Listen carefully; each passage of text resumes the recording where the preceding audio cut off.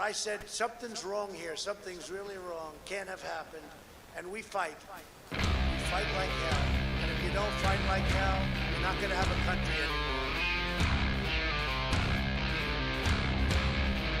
As this enormous crowd shows, we have truth and justice on our side. So we're going to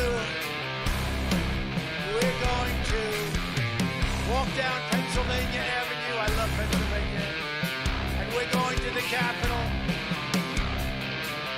But we're going to try and give our Republicans, we're going to try and give them the kind of pride and boldness that they need to take back our country. So let's walk down Pennsylvania Avenue. I want to thank you all. God bless you, and God bless America.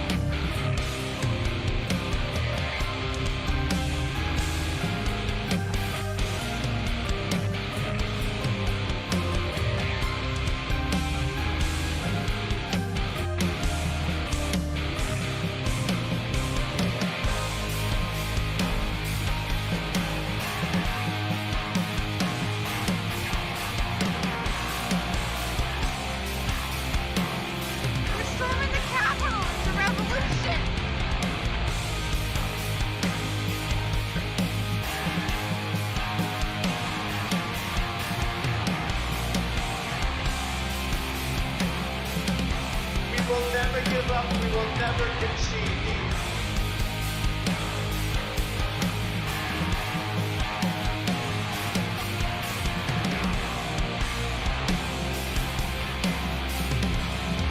We can take that place. And then what? Take on fight.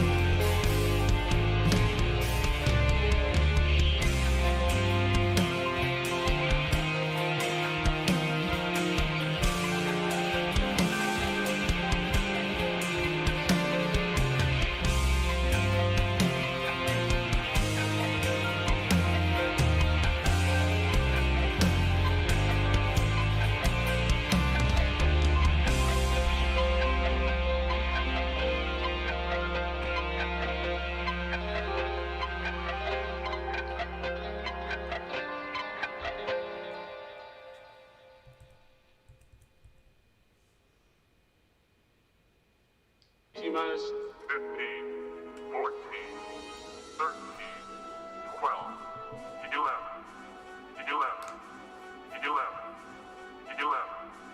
11, 11, 11.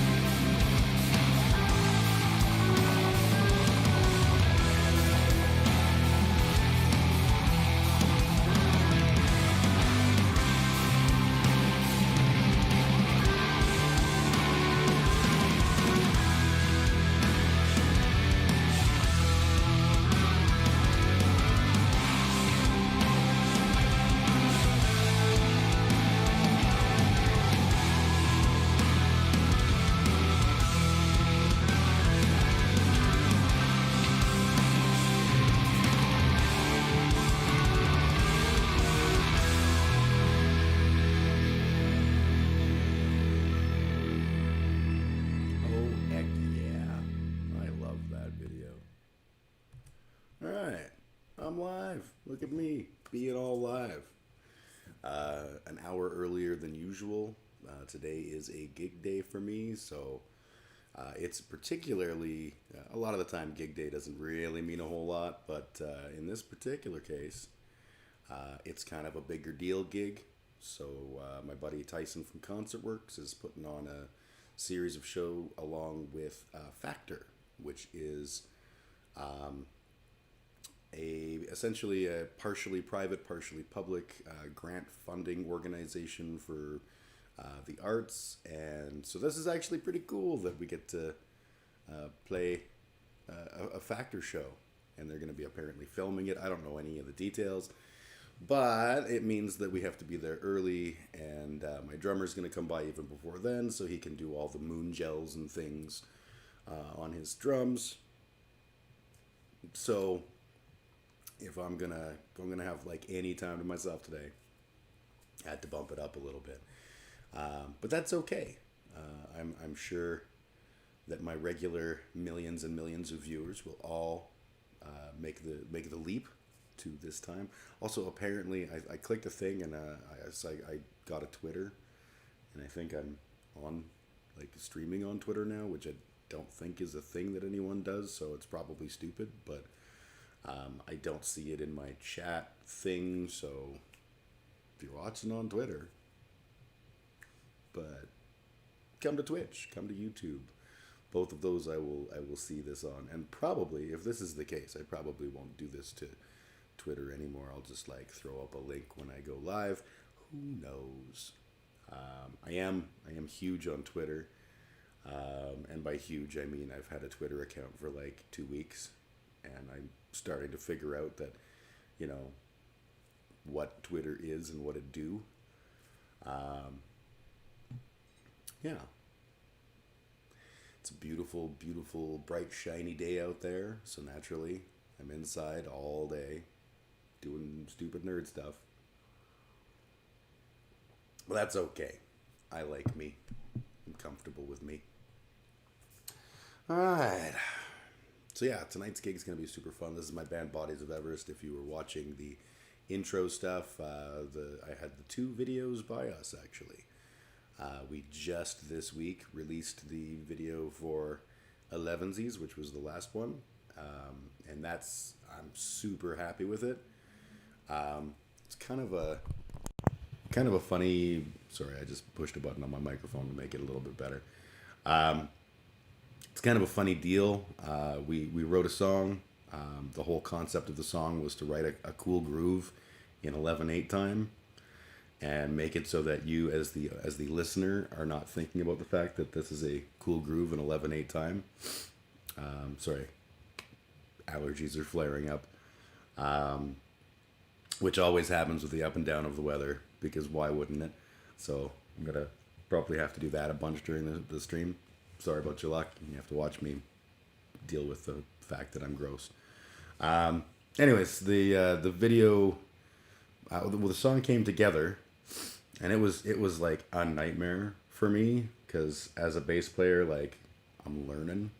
I've been a bass player for a long time, but I've always, you know, stayed in my groove. And playing with Bodies of Everest is a prog metal band. It means I have to be far outside my usual groove. And that has been challenging and fun and rewarding and all those sorts of stuff. But playing at 11/8 time is not instinctive, and it took a while of slamming my head into the wall to finally get it. That was the first time I really had to come up with something that would work with Strange Time Signature. The previous songs we did had been written before I joined the band, so it was really, you know, I could listen and I could get the groove in my head and not have to really think about counting. 11sies was the first song where I was like trying to count it, and that was not awesome. But if you're looking for a trick, you can't just go like 1, 2, 3, 4, 5, 6, 7, 8, 9, 10, 11, 1, 2, 3, 4, because that's just impossible.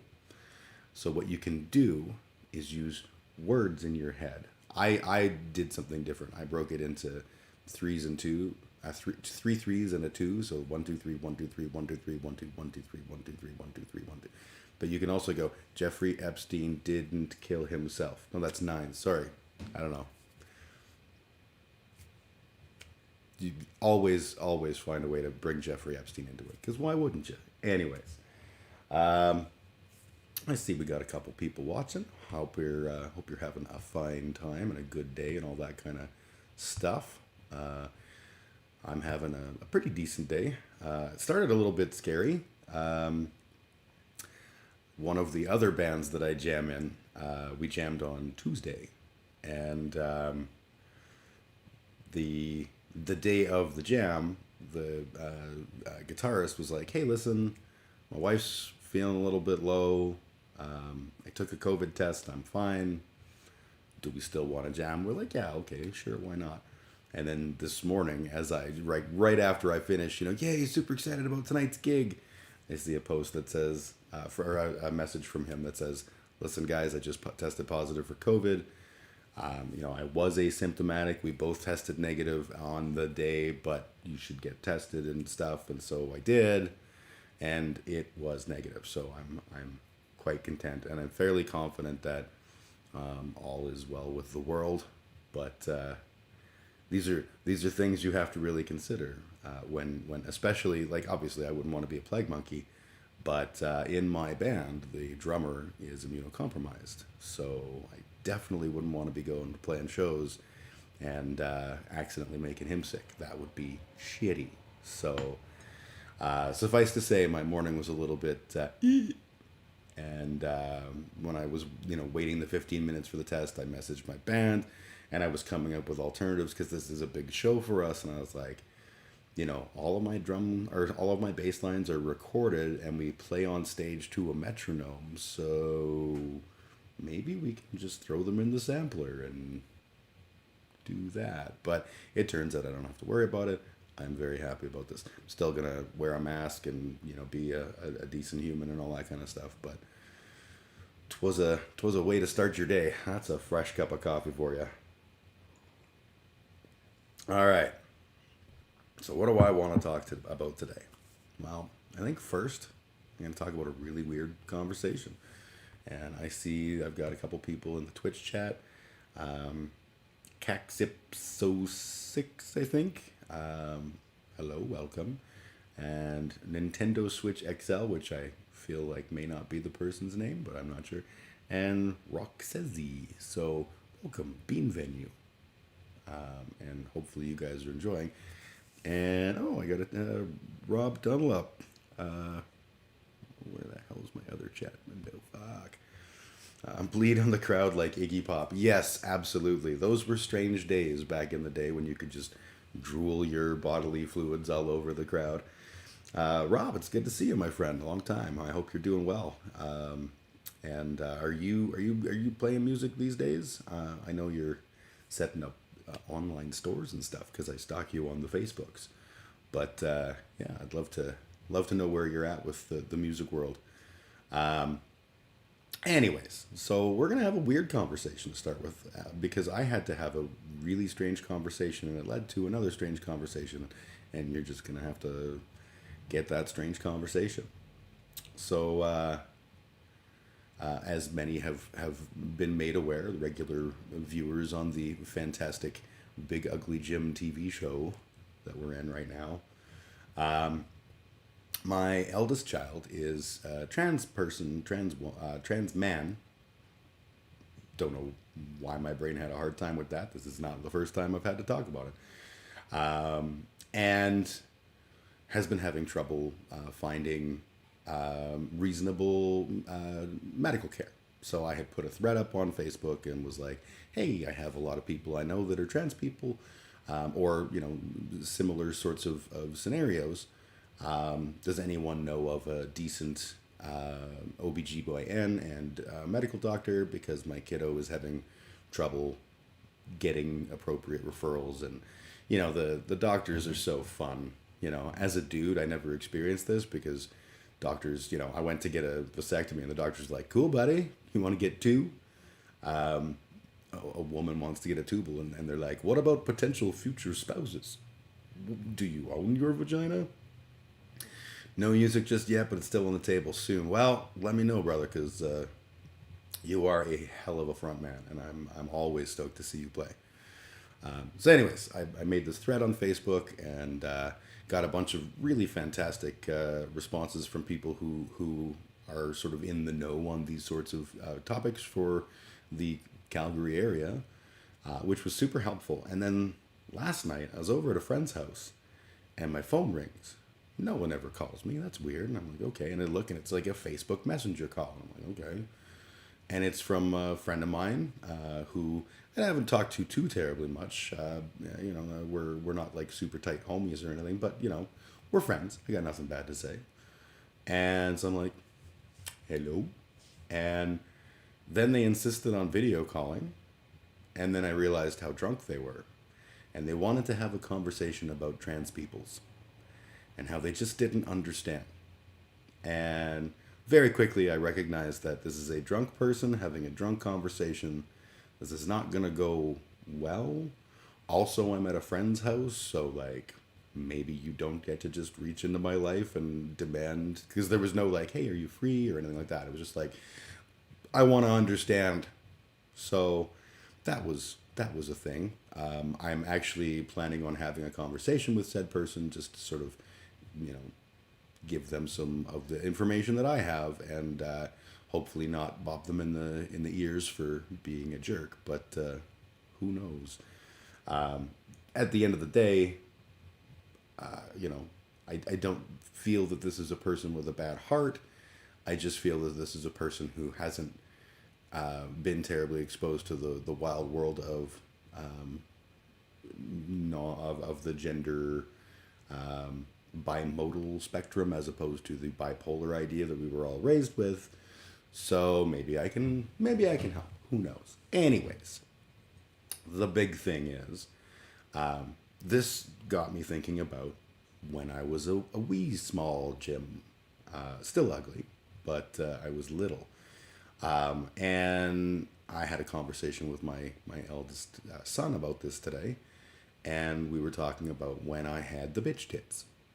It's true, I did. Some might say I still do, but that's actually just because I'm fat.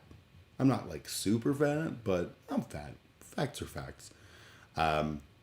Once upon a time, though, I was redonkulously skinny. Like when I graduated college, I was the same height I am, 6'2", and 130 pounds. That's pretty fucking skinny. So as of about 14, I started to develop gynecomastia, which is colloquially referred to as bitch tits. It was not because of my intense steroid use, because I was not on any steroids. I wasn't doing anything. I just one of the people who genetically got it. And my doctor would be like, "Don't worry, guy. It's part of a puberty process, and for most people it'll go away in about a year." And then a year later, I'd go see the doctor and be like, "Don't worry, guy. It's part of the normal puberty process, but like about a year it'll go away." And that went on until I was like in my early 20s, and I was like, "Dude, it's not fucking going away. It's not. So can we do something?" And the thing about gynecomastia is it's actual breast tissue. It's not fat. It's like actual booby tissue. Which it turns out, when you are someone who is born in a male body and identifies as a male, that's kind of hard on the brain. Like kind of a bunch hard on the brain. And also becomes the source of shame, and your good friends will do things like, "Hey, why do you got tits?" And you're like, "Hey, because it's actually not very fun, not very nice." And so, in my early 20s, I had surgery, and I had what is essentially a breast reduction surgery, but a complete breast reduction. And so now it's just, if you see me looking all boobyish, it's because I'm fat. But this kind of stuff helps make me get the whole concept of transness. Obviously, hugely tiny in comparison. But how did I know I was a man? Well, I've always known I was a man. That's never been a thing that has been something that I felt the need to question. I've just always felt cool in my skin. And my assumption is that people who are trans, or non-binary, or whatever, don't have that experience. They don't have that feeling of having always felt comfortable in their skin as the gender they were assigned. So if it's real for me to have always felt this way, then I think it's real for them to have always felt this way, or to have sometimes felt this way. And so it's a fairly easy thing for me to go, "Oh, okay, I can imagine how that would go." And then thinking about this condition where, skinny little me would wear super baggy clothes and overshirts and things just to make sure that no one could see the fact that I had little perky nipples that were very obvious, but not like, you know, huge boobies or something like that. But I totally get why people would, you know, it wasn't normal. People would look at it and be like, tee hee, giggle, giggle. And it sucked. And it made me feel like less of a man. And it made me embarrassed. And it made me feel like my body wasn't right. So, yeah. Imagine if instead of it being like a couple of tiny little bulgy things that can be surgically removed, if it was like your whole body. I fucking get it in the sense of like I can extrapolate from my own very minimalistic version of that to like the whole bigger picture and be like, well, shit, that's fucking awful. When I went in for the surgery, one of the questions they asked me was if I had done steroids, and I was again around 130 pounds, and I was like, do I fucking look like a dude who does steroids? And we all laughed, and the doctor was like, no, you don't. But yeah, that was a thing. So I just thought it was an interesting way that honestly I had never really considered. But has always sort of factored into my understanding of transness. Now, that doesn't mean that I've always had a good, solid understanding of what it would mean to be trans. I guarantee you I could go into where I originally came to, you know, what conclusions I originally came to, and they were dead ass wrong and stupid. But, you know, here we all are years later, and I've learned a thing or two, and I'm good with that. And my own experiences help sort of inform that opinion. So, yeah, that was a strange conversation last night because it was literally just like out of the blue. I'm at a friend's house and I'm like, hang on, like my phone's ringing. It must be important.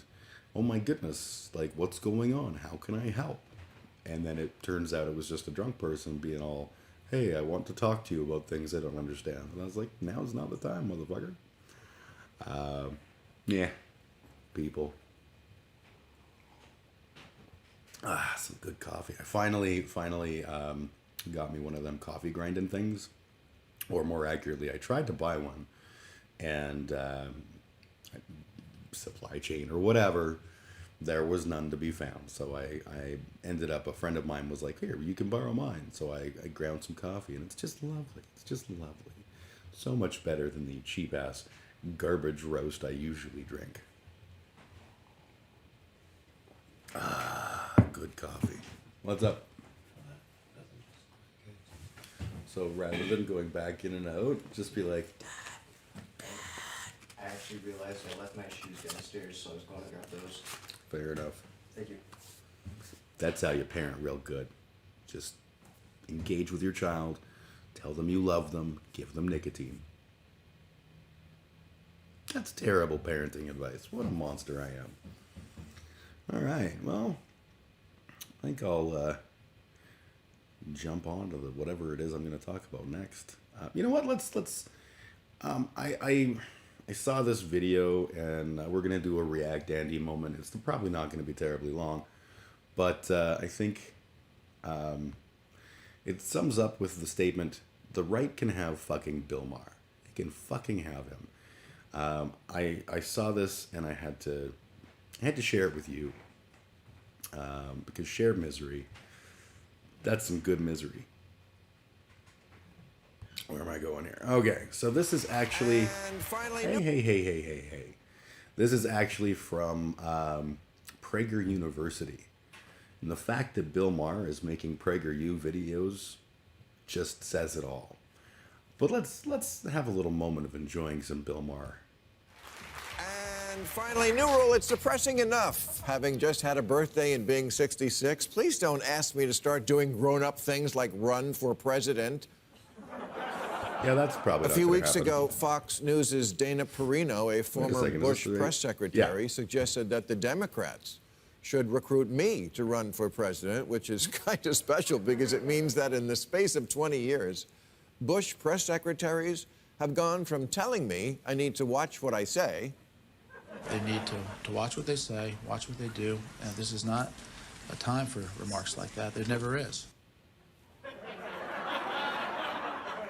They've gone from that to wondering if I should run for president. Okay, so I'm just gonna go out on a limb here and say, no, Bill Maher, no, you should not run for president. You are a garbage sack of crap. You are not a lefty, as much as you may think that you are. You are infinitely wrong on that.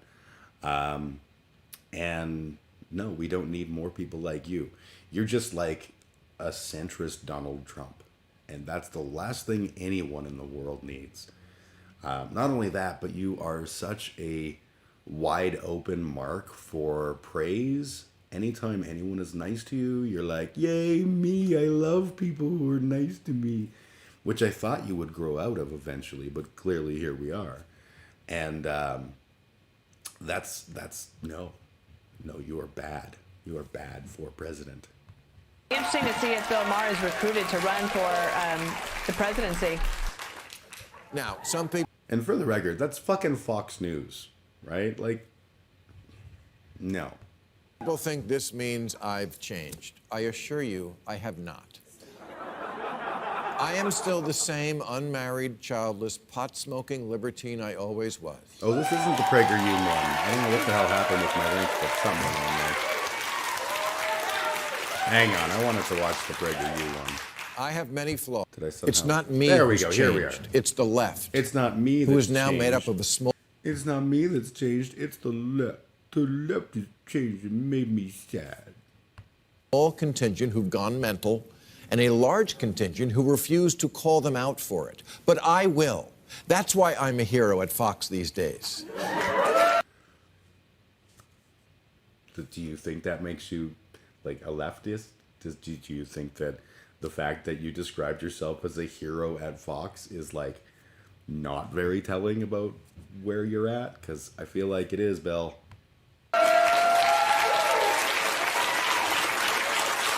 Which shows just how much liberals have their head up their ass. Because if they really thought about it, they would have made me a hero on their media. We're wondering the same thing Bill Maher is. It shouldn't be heroic to call out the insanity of the left. It doesn't require abandoning liberal values, just the opposite. It requires staying true to them. I mean, I know. First off, Bill Maher has never really been a left-wing dude. Certainly not very far left. He's more like a shitty liberal. But this is when PragerU is like, guy, we're liberal too. Yeah. Yeah.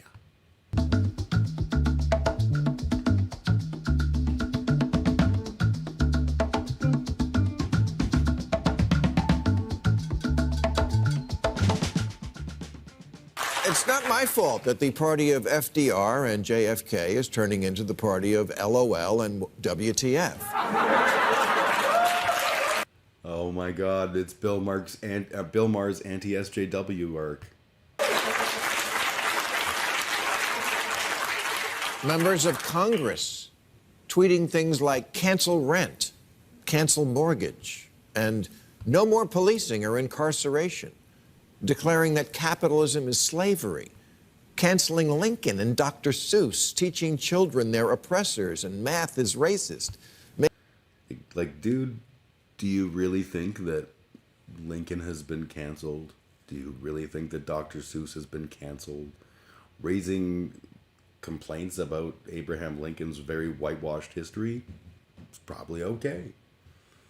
And as far as the Dr. Seuss thing goes, again, we're talking about like a single, or not single, like 4 books or something like this that the company chose not to reprint. Not because the left was like, yeah, let's bring the pitchforks and the fire, but just because they were like, you know what, these are kind of tacky and we don't want to do this. We can continue to celebrate and get fat off of the legacy of Dr. Seuss without these particular almost unread books. making Mr. Potato Head gender neutral. Potatoes are not gendered. Potatoes are hermaphroditic. You have to realize that the making of the biological lie around Mr. Potato Head was that he was never even a Mr. or a Mrs. They are a potato. And now an emoji for pregnant men. So? Real. I'm not making it up. Like, legitimately, who gives a shit if there's an emoji for pregnant men? Besides Bill Maher, and Tucker Carlson, and all the other heroes of Fox News. God, we should make, like, a product line, the heroes of Fox News, little opposable action figures of, like, Bill Maher, Tucker Carlson, Lauren Southern. You know, we could have, like, a whole slew of them with like, cool little blurb write-ups about how terrible fucking people they are. That sounds like a grand project.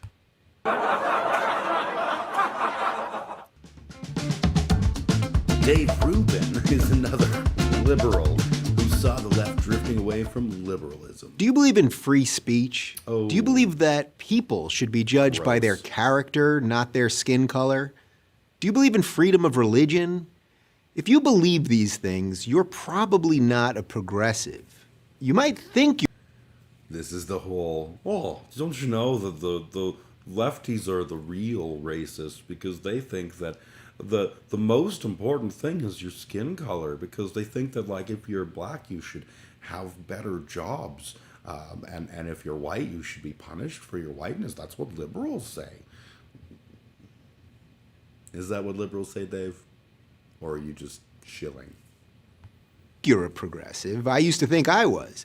My show, The Rubin Report, was originally part of the Progressive Young Turks network.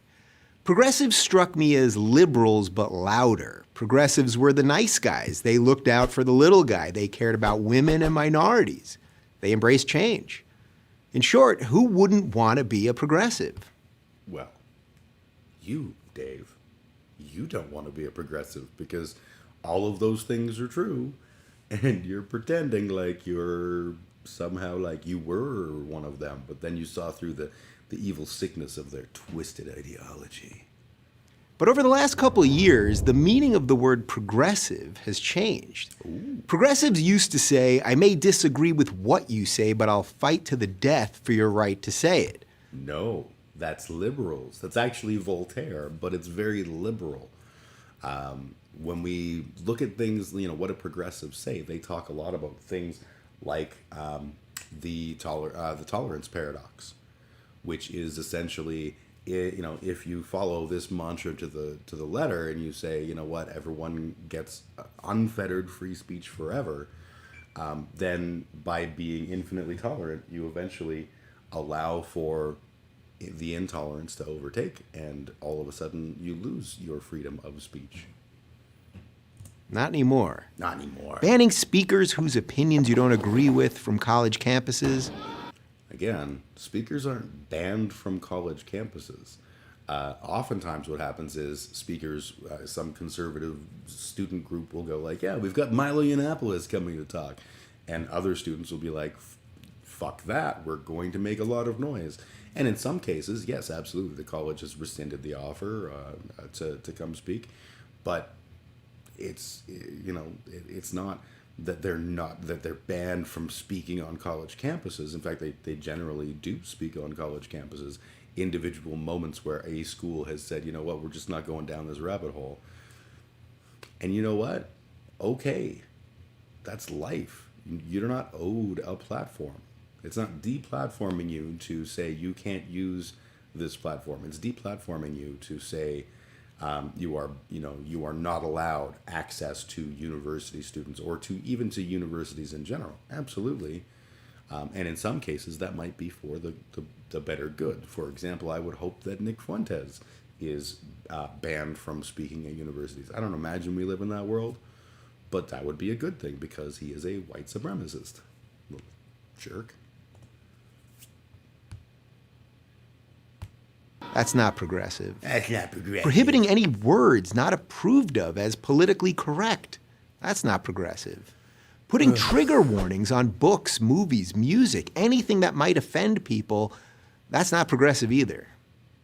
Okay, so trigger warnings actually are progressive. The trigger warning as a concept came from universities where they were covering uncomfortable topics and where they were experiencing the reality that year after year delivering lectures about things like, for example, sexual violence that included graphic descriptions or graphic imagery or whatever as part of a legitimate course content was, in some cases, some people were really affected by this, and because of things like their past traumas that are, you know, that they're dealing with or whatever. And so some universities started to say, you know what, there's going to be a trigger warning. You know, if you're, you know, next week's, Thursday lecture, we're going to be talking about this, and there's going to be these kinds of images. And I get it. That can be really off-putting for some people. So, you're not going to have to come to that lecture. And if this is something that would affect you, don't come to the lecture. It's important content, but it's not more important than your stability. There's nothing wrong with that. And then that sort of bleeding out into the larger, when people are writing about their own life experiences and putting trigger warning at the top of a Facebook post. Like, who gives a shit? It is progressive because it is taking care of people, making sure that people are not caught unawares when you talk about some topic that could cause them some discomfort. Now, I've seen plenty of times where trigger warnings have been very ridiculously applied, and I do believe there is a certain, cult of trigger warnings or whatever, however you want to phrase it, where there are people, there's always people who go further down the rabbit hole than I. That doesn't make them wrong and me right. It just means that, there's no like set of guidelines for when to apply a trigger warning or when to do anything. And some people are more gratuitous with them than I am. Who cares? It's not a thing. I'm not going to get offended by it, by someone saying, hey, I'm going to talk about a topic that you may not find triggering, and it might trigger somebody. So, okay, then that trigger warning doesn't affect me. Good. All of this has led me to believe that much of the left is no longer progressive, but regressive. Oh. This is one of the reasons I've spent so much time on my show talking about the regressive left.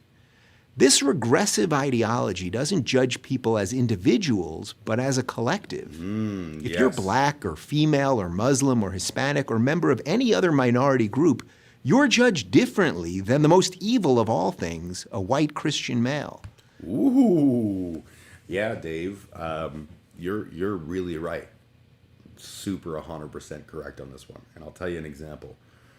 Ghazi, the guy who heads up the Black Hammers and is a ridiculous troll of a human being as far as I'm concerned. The fact that he's black means that he is inherently better than some filthy white male Christian. Like, fuck off. This is just such a whiny victim cry. Dude, Dave, the reason that you feel called out is because you say stupid shit. And then people go, dude, you said stupid shit. And you go, what happened to your dying for my right to say it? Well, what happened is I'm tired of dying for stupid shit to come out of your mouth. The regressive left ranks minority groups in a pecking order to compete in a kind of oppression Olympics. Gold medal.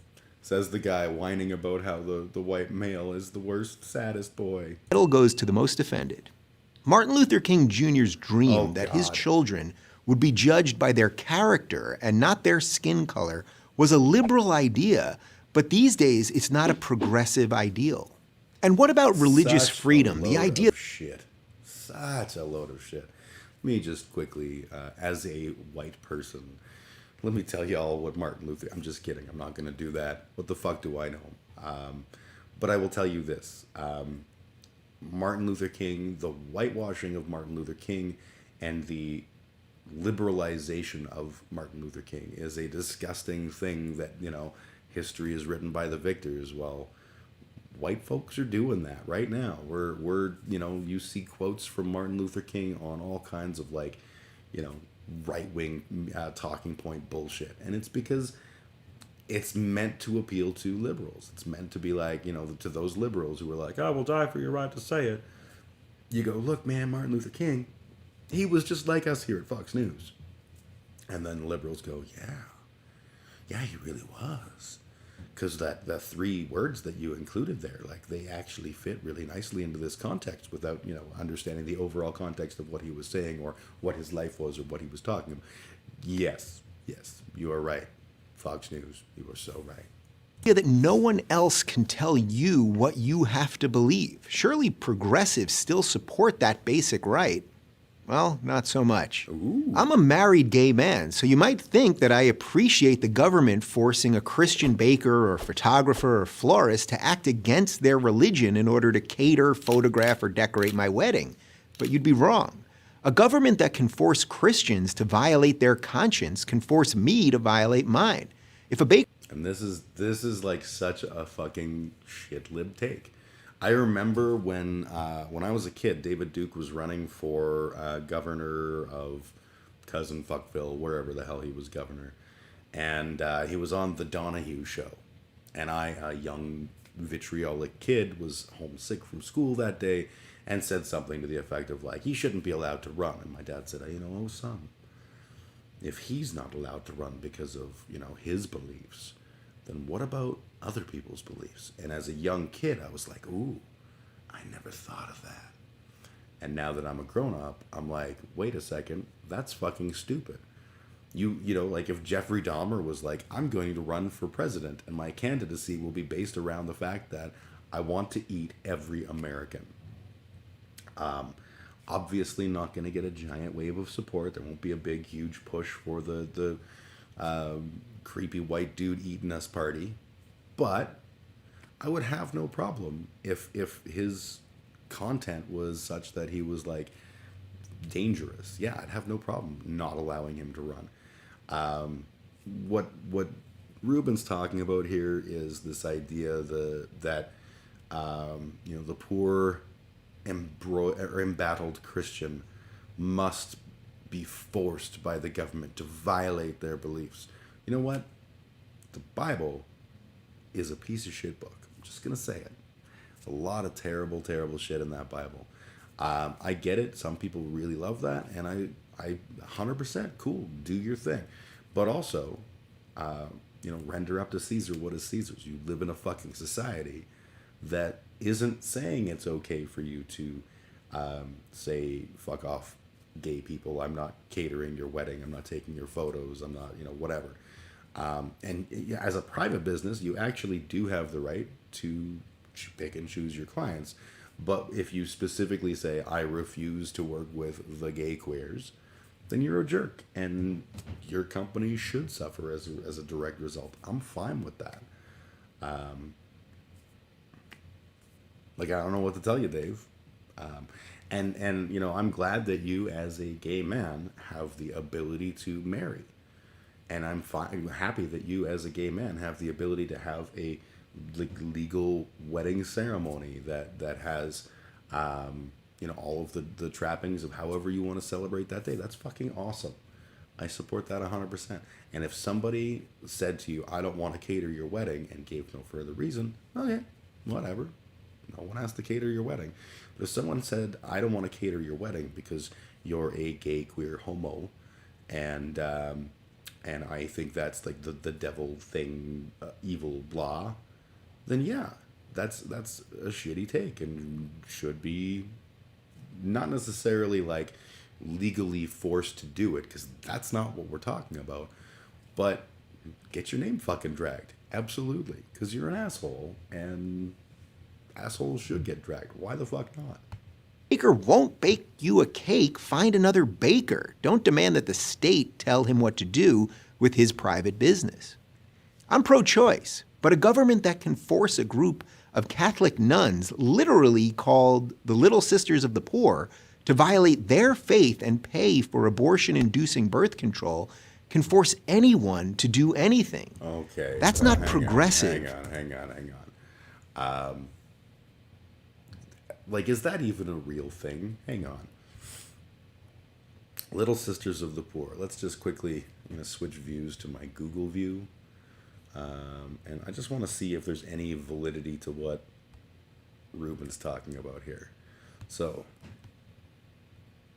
Little Sisters of the Poor, abortion.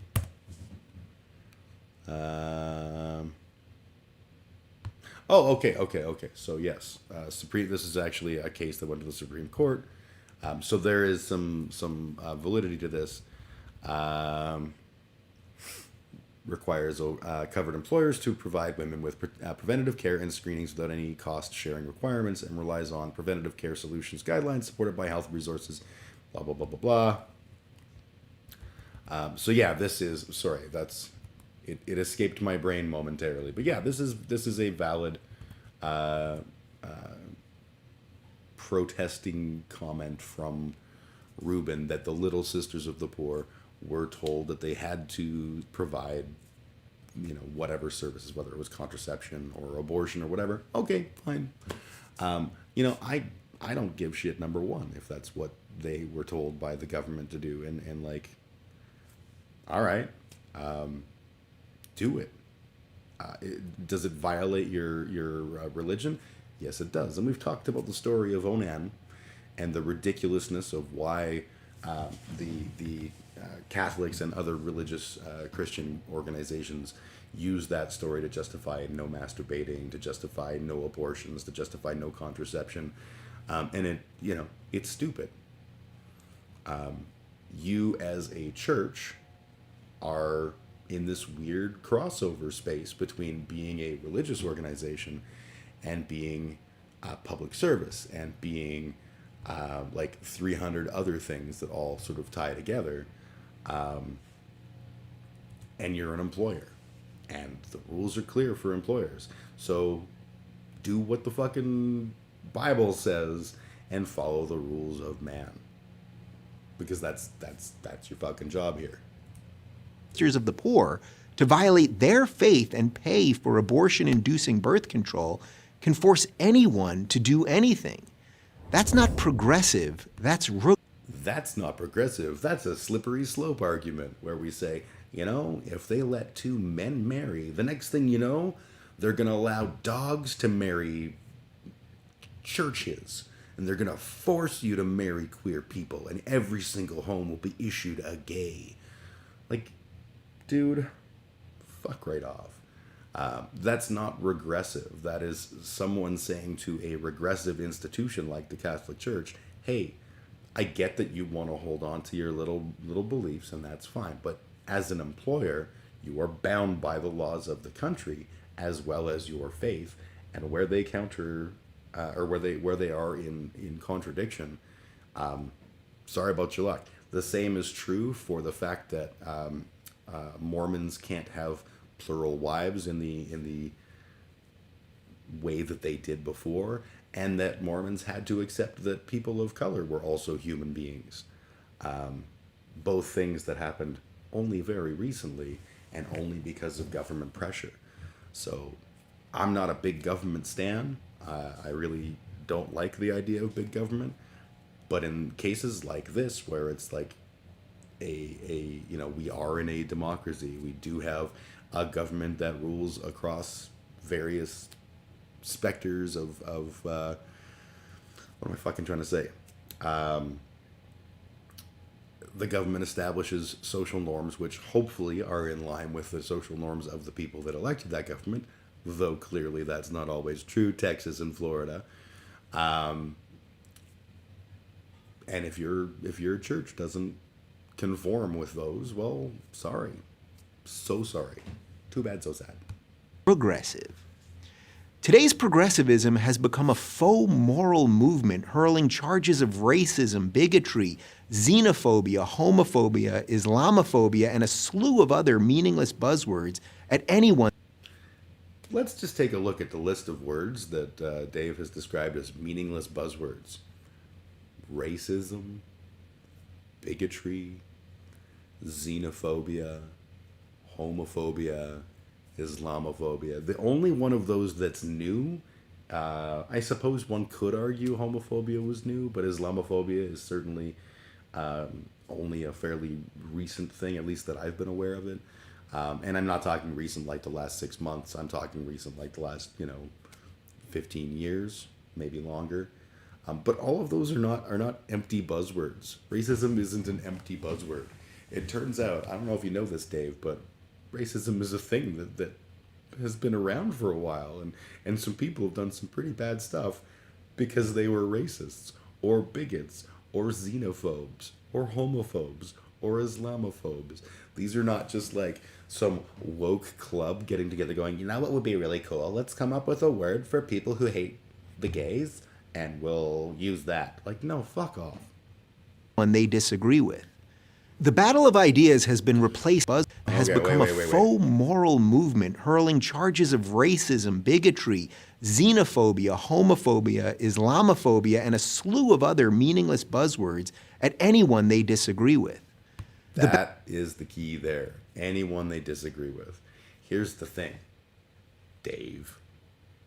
It's not accurate to say that those words are only hurled at people you disagree with.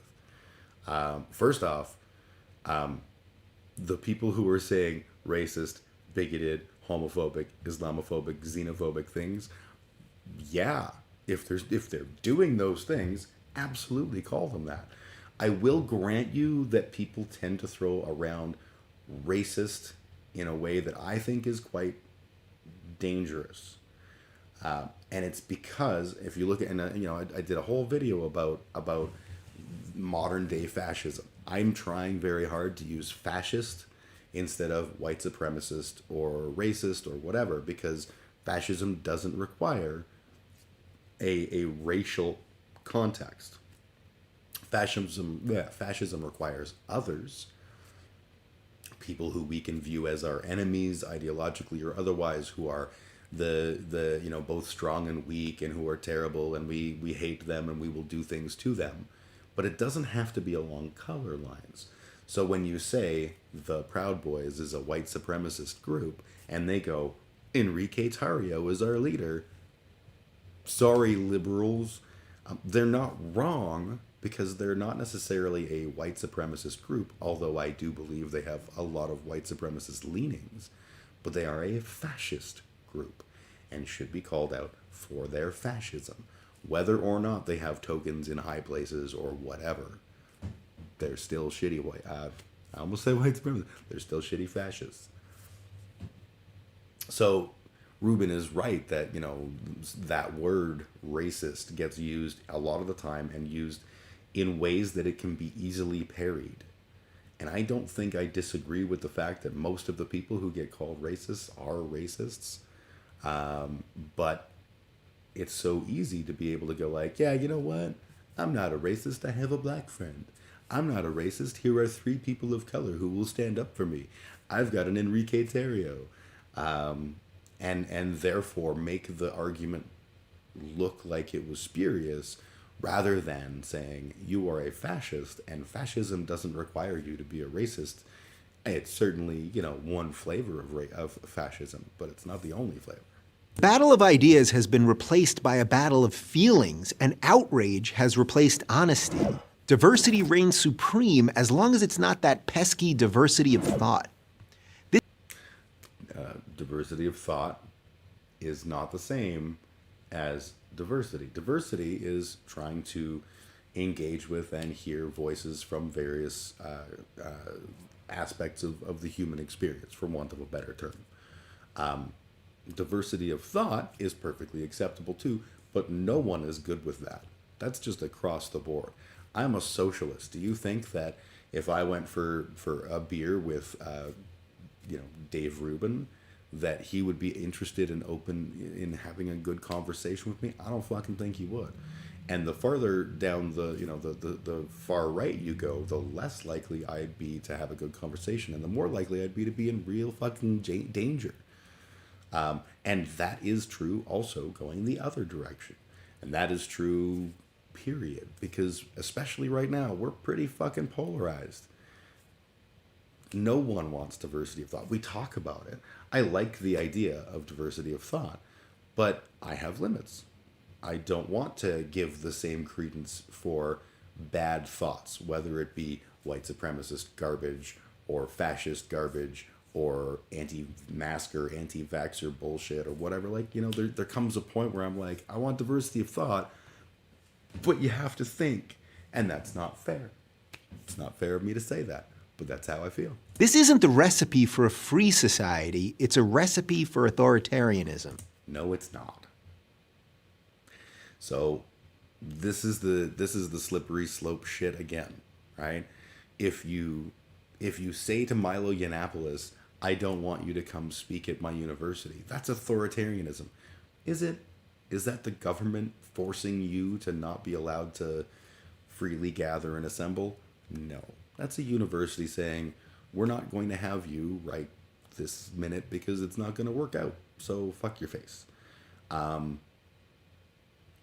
We have thrown authoritarianism, the concept and the definition of that, we've just thrown it out. Anytime someone tells you what to do now, that's authoritarian. You know, mask mandates, so authoritarian. They're so cruel and so awful. And almost all of them were like, I don't know, guy, like maybe just like put on a mask and like, you know, no one's going to ask you to leave the store. Or if they do, like, you know, you are in the wrong, but we're probably not going to like arrest you or not. Like, that is the weakest mandate on earth. I don't fucking know. This idea that freedom means no one can tell you what to do, and authoritarianism is someone told you what to do, is such a child brain. It's such a pathetic child brain take. For these reasons, I can no longer call myself a progressive. Good, I don't really call 'cause myself a you're not. Democrat either. I'm a classical liberal, a free thinker. And as much as I don't like to admit it, defending my liberal values has suddenly become a conservative position. So, Okay, for the record, the Overton window answers the whole thing that you're presenting, Dave. The window is perhaps getting a little bit bigger, and where your feelings are here and maybe they feel like they've moved over here or whatever, you're still in the Overton window. And maybe the voices over here that weren't part of the regular political discourse or that are now becoming part of that discourse on both sides, maybe they seem more extreme to you because they are more extreme than your views. But what you're doing is, in your mind, you're like, well, when I was a boy, there was liberals and there was conservatives, and that was just fine for everyone. But now all of a sudden, you've got all these people over here and all these people over here, and it's terrible. And I don't like it. I want to go back and put my blinders on. I get it. Life is complicated and hard. Sorry, Dave. You're going to have to accept that or stop. And I don't recommend you stop. Living is good. if you think people should be able to say what they think without being punished for it. No, I don't think people should be able to say what they think without being punished for it. I think that if people say things that are, offensive, people are allowed to take offense. And if people are effectively taking offense and saying, you know what, I don't want to support your business. I don't want my friends to support your business. I don't want to, have you stand here and call me horrible things. I'm going to punch you in the fucking nose. Like, actions have consequences, dickbag. That people should be judged by their behavior, not their skin color. And that people should be able to live the way that they want to live without skin color.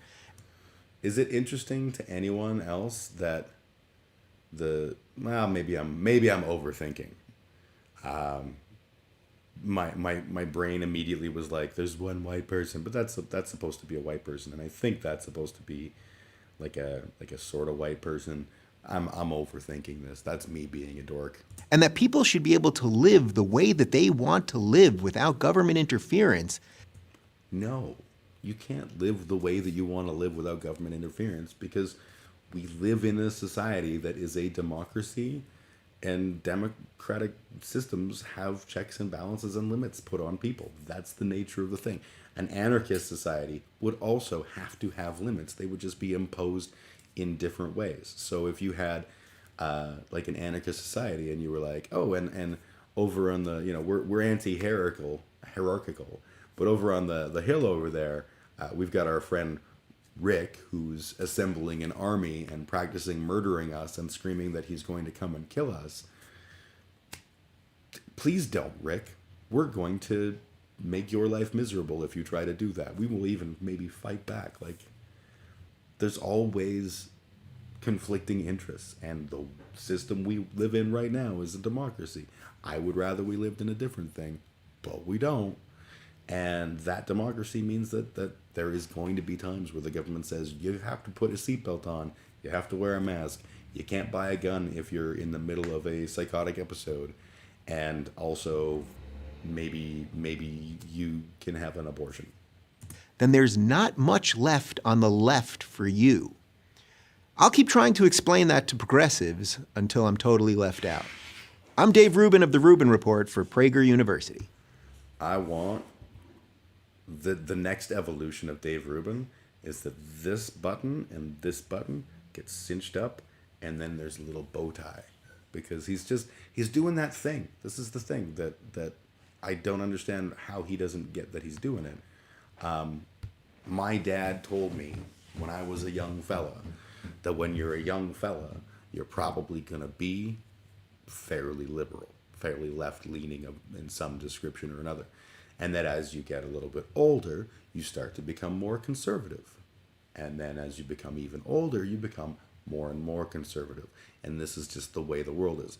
Has not worked for me. I'm far more lefty than I was even back then. And I was definitely a lefty back then. But as you get older, it's not uncommon for people to descend further and further into a more right-wing perspective. Not necessarily a far right-wing perspective, but, you know, when you're a curmudgeonly older person and you're like, you know, I worked really hard for all that I have, and now these people want free welfare money to just do crack drugs and you know, have hooker parties. Like, it's easy to be wrong and to feel justified in being wrong. That's what Bill Maher is doing. That's why the right can fucking have him. He's not bringing valid criticisms of the left. He's just going, you know, I'm a liberal guy, and I don't understand why when I say horrible things or I have Ann Coulter on my show, people don't like that. I should be allowed to do whatever I want, and the government can't stop me from having Ann Coulter on my show, which has never, ever happened. And, you know, like, it's just, dude, there's a victim complex at play here that is unfucking real. And then they counter with, and it's a victim complex from everybody else. No, you guys are exactly the person that you really wish you were never going to become, but you've become that and you don't recognize it. All right, I'm going to do that thing where I step outside for 5-ish minutes. And meanwhile play whatever horrible music that I have got queued up. And in this case, the song is called Backdrop Music. So I will be back in a couple of minutes. Enjoy.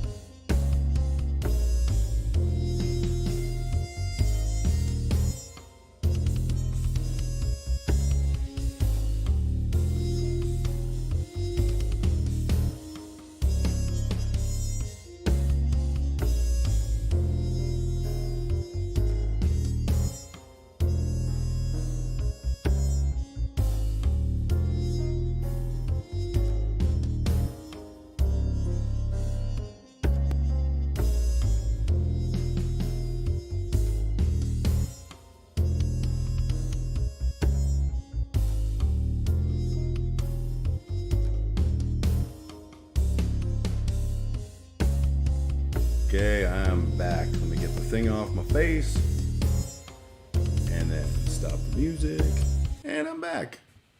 Did I lose everybody? We'll see. Either way, if you're in the chat, there's a couple of faces that are apparently viewing. You know, feel free to chat. I'm a small streamer Andy, the smallest of small streamer Andys, but it's always fun when people are interactive and stuff. I'm gonna probably chat for another hour and then have another little break, and then I will do my weekly humiliations for those that are new. Essentially, what I do is bad karaoke that should not be done by me. I don't know why I do this. I just kind of do. I'm an old-timey punk rock folk.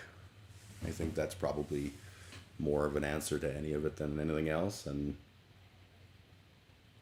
it works for me. I like having fun, and I like self-deprecation on the public sphere, because it's silly. So yeah, that's what you have to look forward to. What else am I going to talk about? I don't do a lot of the React Andy content, which I just finished doing, but it was because I saw that and I was like, I only said like the first little bit. I didn't even know Dave Rubin was on there. I thought it was all going to be just Bill Maher going, the left is terrible. Yeah, really, like, Bill Maher's stance, I think, has always been, I value diversity if it means I can have sex with colored girls. That's just that. I guess I should probably, because it's the thing that everyone's doing, I should probably briefly touch on the Ukraine. The honest answer is I am not an expert. I have no way of being an expert. I see a lot of information, and a lot of it is really sketchy. And I'm not the guy who can pick a winner on this one, and I'm not gonna.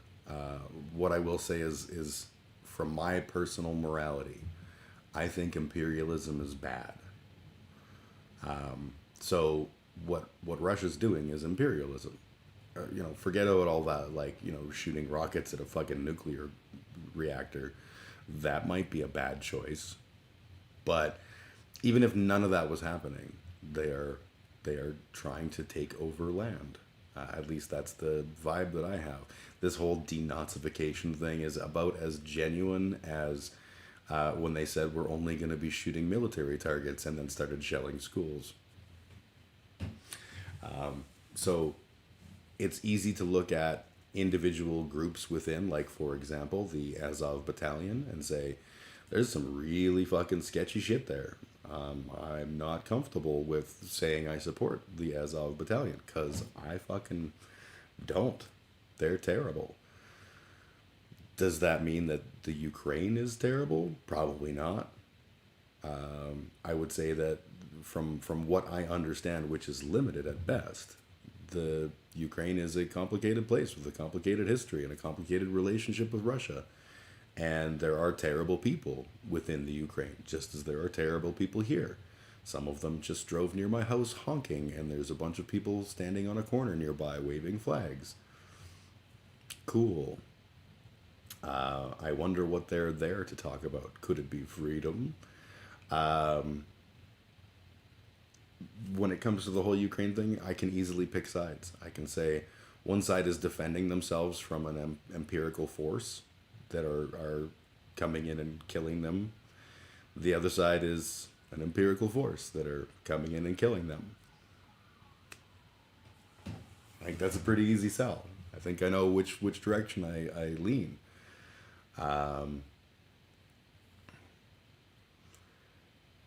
All of the talk, I think, of Azov Battalion and the red and black flag, I think it outlines the fact that this is a complicated thing, and there are bad actors within the Ukrainian country, just as there are everywhere. And there's some reasonably uncomfortable facts there, like the fact that Azov Battalion is part of their armed forces now. I don't really understand. The stuff that I read was like, used to be a super far-right thing. They've worked on de-radicalizing it a bit. I can't say if that's true. I can't say if that's false. I can say that I don't support the far right. But, like, you don't get much farther right than Putin. And if I was told who is, or if I was asked who is the ideologically correct party in this, I wouldn't have a good answer. I can't have a good answer. But I can tell you that empire building is bad. Smashing your neighbors is bad. And people are like, well, that's what NATO's doing. No. NATO is a defense agreement. There's lots of bad that NATO's done, for sure. I'm not going to pretend there's not. I'm not a NATO stan. But under the circumstances, let's look at the situation and go, okay, so the Ukraine was like, we would like to be in NATO because we have this neighbor who is really fucking dangerous and keeps threatening us. Kind of like to have some backup. And then the response to that is the crazy neighbor comes over and starts beating them up. Maybe they weren't wrong on that. I don't know. The whole fucking thing is just... It's so frustrating. Because you know what? There's valid... Like the tankies that are screaming about the Azov battalion and stuff. They're not wrong. The Azov battalion, from what I understand, is shitty. But that's no reason to say, and therefore Putin, who is also shitty, should just be able to do whatever the fuck he wants. Putin is a threat to the entire world as far as I'm concerned. I work in cybersecurity. I'm not a cybersecurity analyst, but I work very closely with cybersecurity analysts. I know just how intense Putin's actions and sort of perpetual attack on the West is, from a cyber perspective and from a funding RT so that people go, oh look, Caleb Maupin makes a lot of sense. I'm going to listen to that fellow. I get it. It's I am Canadian. Putin is a cold-blooded murderer. He oppresses and kills his own.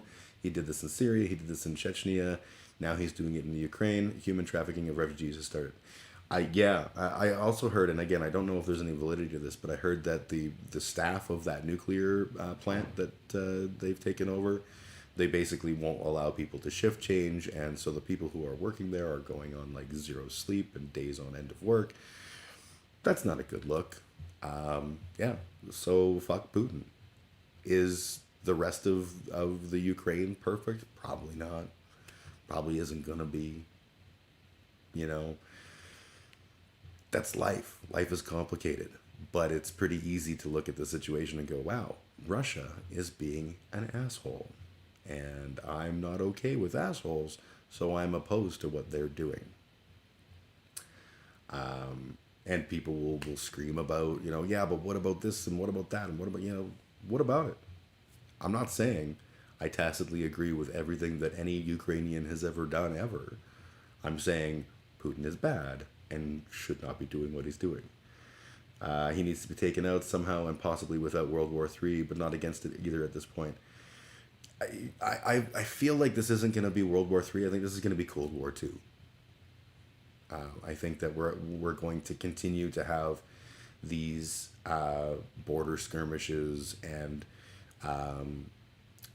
what's the term, where you have like your allies fighting their allies rather than you directly fighting, all of that kind of stuff. Like that's the vibe that I'm getting, and with the threat of nuclear annihilation sort of always in our minds. So it reminds me of growing up Gen X. I'm not opposed to Putin going away. I am opposed to... no, I'm not. I'm trying to think of what I would be opposed to, and that's, Putin can die. I'm fine with that. He's killed so many opponents. Cool.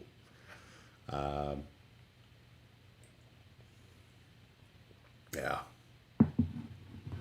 I don't like the idea of regime change in Russia simply because Russia's a huge country, and I would like to see them be a democracy. That'd be cool. But the taking out of Putin is something that I am not opposed to, but I'm always afraid of what comes next, right? And I'm not doing a devil thing. I'm saying like, that's a legitimate concern. It wouldn't stop me if I was the guy with the sniper rifle. It wouldn't stop me from taking Putin out. But it's always a worry that the next guy could be worse. Ukraine people have experienced their kind of democracy and tasted of freedom for 30 years. Same to a degree with Russians. He's showing who he truly is and always has been to his own, not just Ukraine. And I hope people continue to fight him till they get that motherfucker. Who could be worse? Putin did this over decades. I can't possibly imagine someone who could be worse, but what I've learned is there's always someone worse. And hopefully that's not what ends up happening. Hopefully Russian people rise up and say, fuck this, I'm done with Putin's shenanigans, and the military joins them. Disrupt them and fund people who want to do something better, whatever that means. I agree. I absolutely agree. I see I have a new follower. That's Cold Dude 123. Hello, Cold Dude 123. Thanks for following. Hopefully you have a good time and we have a good chat. I'd rather get rid of him and find out than status quo. Oh, 100%, 100%. You can't. You know, it goes back to the weird conversation I had years ago in the shower room when someone was looking at my tattoos. Different isn't always better, but better is always different. And if you remove Putin, you might get something that's not better, but you might get something that's better. You're not going to get better with Putin. Howdy from YYZ. It's good to... I'm also from the YYZs. So, yeah, welcome. Yeah, the Ukraine thing is it's complicated, but it's simple. You know, the particulars are simple. The particulars are complicated, but at the end of the day, bad, evil man storming into country with military, that's bad. Bad, Putin. And I'm sure he's watching right now, and I'm sure he cares very deeply about what I have to say. You're a bad man, Vlad. That's just how I sees it.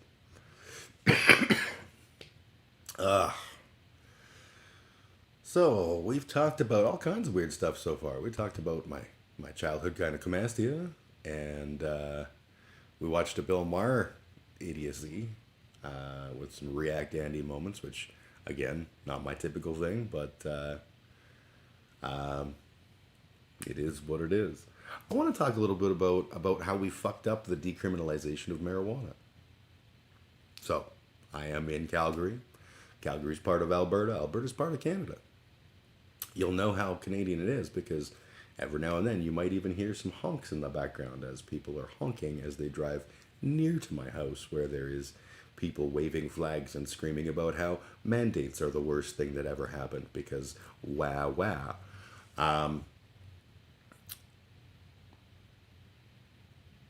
We have legal weed in Alberta. I think it's in Canada. Pretty sure it's legalized nationwide.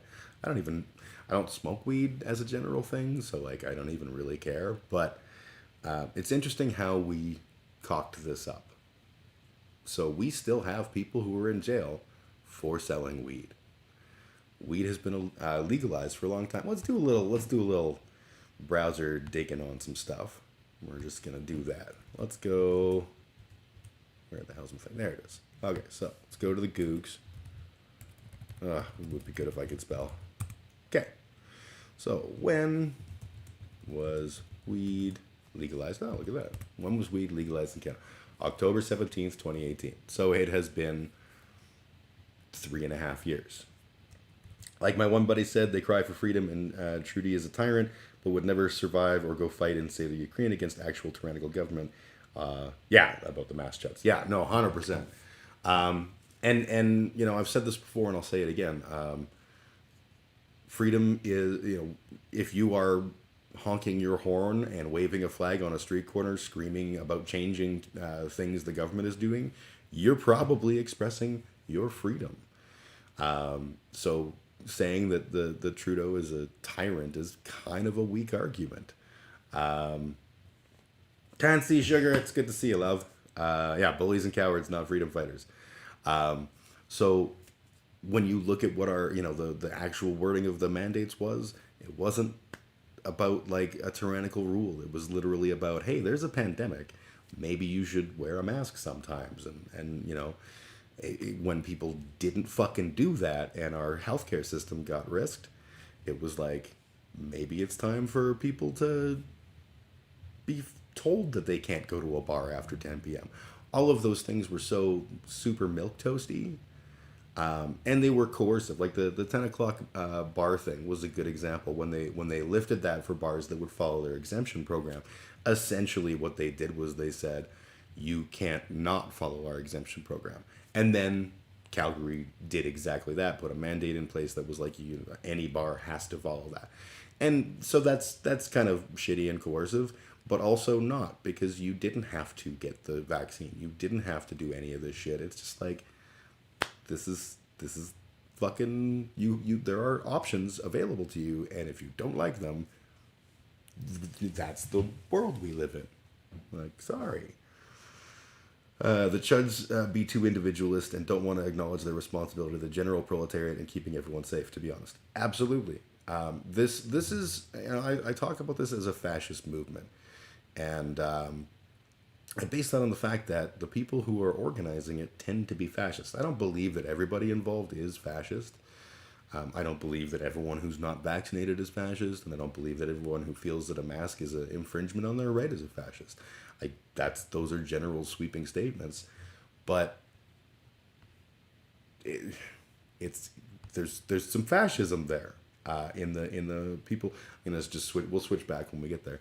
And I'm not saying fascism as in like white supremacy. Again, a huge difference. Fascism as the political and economic system of tyrannical rule and open markets. These are people who want Justin Trudeau to be arrested or step down and face war crimes trial and shit like that. Like, that's tyrannical. Yeah, it's a total grift. There's a huge grift chunk to it. And the grift is strong and powerful, and it sucks. I wish it wasn't the case, but we are here. This is the world. I firmly believe that they feel like they are using the language of liberty, and a lot of them probably are libertarians who are saying, why should the government be allowed to tell me what to do? But yeah, the government is. That's the world we live in. We don't live in a libsock paradise. I'm a libsock. I would love that, but we don't live in that world. And honestly, we shouldn't live in that world, because they're just, I was just outside and I was talking to my kid and I was like, we were so lied to. Like, think about the movie Independence Day. Independence Day, everyone hates each other. We're all, typical life on Earth. And then the aliens show up and beat the shit out of us. And we come together and we say no. And we stand firm in the face of intergalactic tyranny. And we fight back and we win. So not true.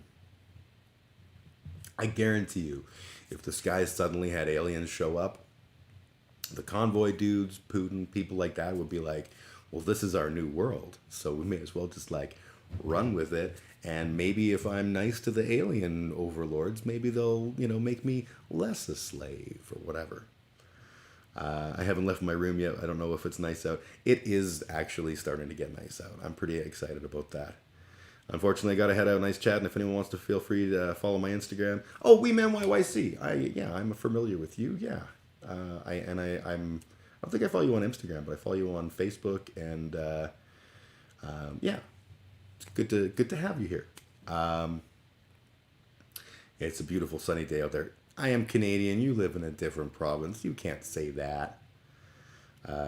On Twitter and Facebook. Yeah, I think I follow you on Twitter too. Yeah, WeManYYC. Definitely a comrade. So yeah, we talked about a bunch of stuff. Let's keep her going. What do you guys want to talk about? I'm hogging all the conversation here. It's only 10 Celsius right now. I'm freezing. Oh, poor I am Canadian.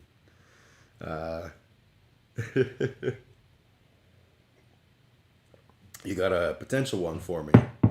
Oh, what I was going to do, by the way, was I was going to bring up the fact that when we legalized weed, we didn't get people out of jail for weed-related crimes. And we also made the path to ownership of weed businesses very white-facing. So a lot of people who, had experience and history with the selling of weed, for example, who may not be the whitest of people, were kept out. Why is my phone going off? Because my friend is calling me, knowing that I stream every day or every Saturday at this time. That's cool. Perhaps a view on this. All right, let's take a look and see what we can see here. All right, I trust I am Canadian. Let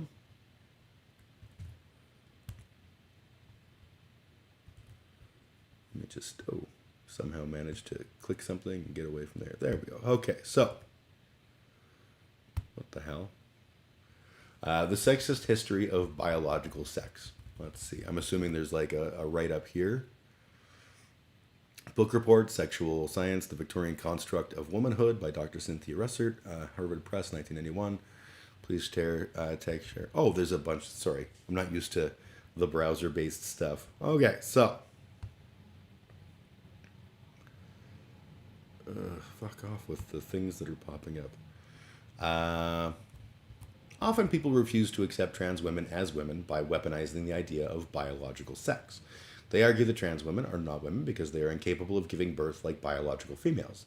They conveniently forget how biological sex is a framework that was created by white male scientists in the 19th century, specifically to justify discrimination against white women and black people, indigenous and people of color. Okay? Not seeing anything I disagree with there. I'd also say that the people who argue for the biological sex reality don't understand biological sex, and we as people have no way of assessing biological sex. If you meet someone who is, passing, or whatever word you want to use, you have no reason to dispute the fact that that is probably a person who is of the gender that they are presenting as. And that's because we can't sniff chromosomes. All right, next slide. Yale historian Dr. Russert argues that when white women organized for rights in the 19th century, European scientists responded with a detailed examination of the differences between men and women that justified their differing roles. That, I'm sure, is the case. For these scientists, issues of race and sex were one and the same. They focused specifically on white women because they thought that the lesser peoples of Asia and Africa were dispensable, whereas white women bore the future of the race. That sounds very honky, and I'm yeah. All right. After Darwin's theory of evolution, white male scientists doubled down on their efforts to deny white women an equal role in society, inserting white women and BIPOC people between themselves and apes in a fabricated racial evolutionary continuum. They argued that women were inherently different from men, different but equal, in their anatomy, physiology, temperament, and intellect, and that white women lagged behind men, much as primitive people lagged behind Europeans. In the civilizational hierarchy, German scientist Karl Voigt argued that white women's skulls resembled black people's skulls more than those of white men. While white men were seen as unique and distinct from one another, white women were seen as more generic and less specific. They're kind of the same. Oh, shit. Scientists defined womanhood as the ability to reproduce, arguing that women's pelvises were proof of the promise of capable maternity, and describing women as naturally having less sexual desire, if any, than men. White women's fundamental essence was redefined as being a reproductive racial conduit. Canadian scientist Grant Allen argued that white women were the sex sacrificed for reproductive necessities. If white women deviated from this role as reproducing agents, they were pathologized as criminal, unsexed, ugly, and abnormal. Yep. I mean, I'm not seeing anything I can argue with here. The idea that what makes someone a woman is their ability to make a baby in their tummy is a pretty stupid argument as far as I'm concerned. Because there are women who are heterosexual and cisgendered who are incapable of reproduction, and if that's what makes a woman, then those are not women, and that seems stupid. All right. Social Darwinist Hebert Spencer argued that confining women at home and preventing them from working was the touchstone of high civilization. Oh man, to be a white male in like that time period where you can just be like, yes, women who I I enjoy and appreciate. I think that the best thing we can do for them is keep them barricaded in a kitchen where they can make the foodstuffs for people like me, because I have important work to do, and it's how they love to help. Like, what the fuck? Oh, I see. I've been passing as a WASP cisgender male for years, possibly doing a too good of a job of it, sigh. I feel that. Unlike indigenous and black communities where women worked, scientists believe that white women couldn't receive an education or work because they would lose vital energy that was reserved for reproduction. Which is hilarious, because I'm sure the same people would look at the sizes of families that were indigenous and black, and people of color the world over, where family sizes were larger than the traditional European family size, and not think that the women had lost vital energy reserved for reproduction. This is all just confirmation bias. I want my woman to stay home. Let me justify that with some sciencing. Eli van der Wacker called this the penalty of sex, and Herbert Spencer called it the physical task which reproduction necessitates. European male scientists concluded that the primary role of white women was to mother, that she had no other gift to offer but her healthy and numerous offspring. Ladies, be like the fax machine. European scientists leveraged the rhetoric of biology to naturalize discrimination against women. This wasn't legitimate science based on reliable data. Instead, it was often discussed in their research as common knowledge. Everybody knows that women should be lesser, obviously. By defining women's whole being and purpose as reproductive, they were able to justify denying women's suffrage and women's mobility as a law of nature, not the result of political choices. Yes, it's what Jesus wanted, folks. Unfortunately, centuries later, people continue to use the rhetoric of science, not the reality of science, to justify discrimination against trans and intersex people. Totally agree. Also, racial realists use the science, the bad sciencing to dehumanize people of color. It's science is a tool, and sometimes you can have a tool in the hands of an idiot. It is not science to define womanhood solely by genitalia and reproduction. It's sexism. Womanhood is far more complex and expansive than the ability to give birth. Totally agree. So that's the book. Are we at the end of stuff? Oh yeah, there's image credits.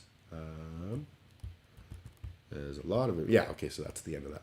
Okay, let's mull that over a little bit. I'll tell you one of the most interesting books that I read. Let me see if it's in my Audible, I think, and I'll tell you the name of it. If I can find Audible on my phone. Oh, there it is. And I didn't read it. I listened to it. So where's my library? I never use Audible these days.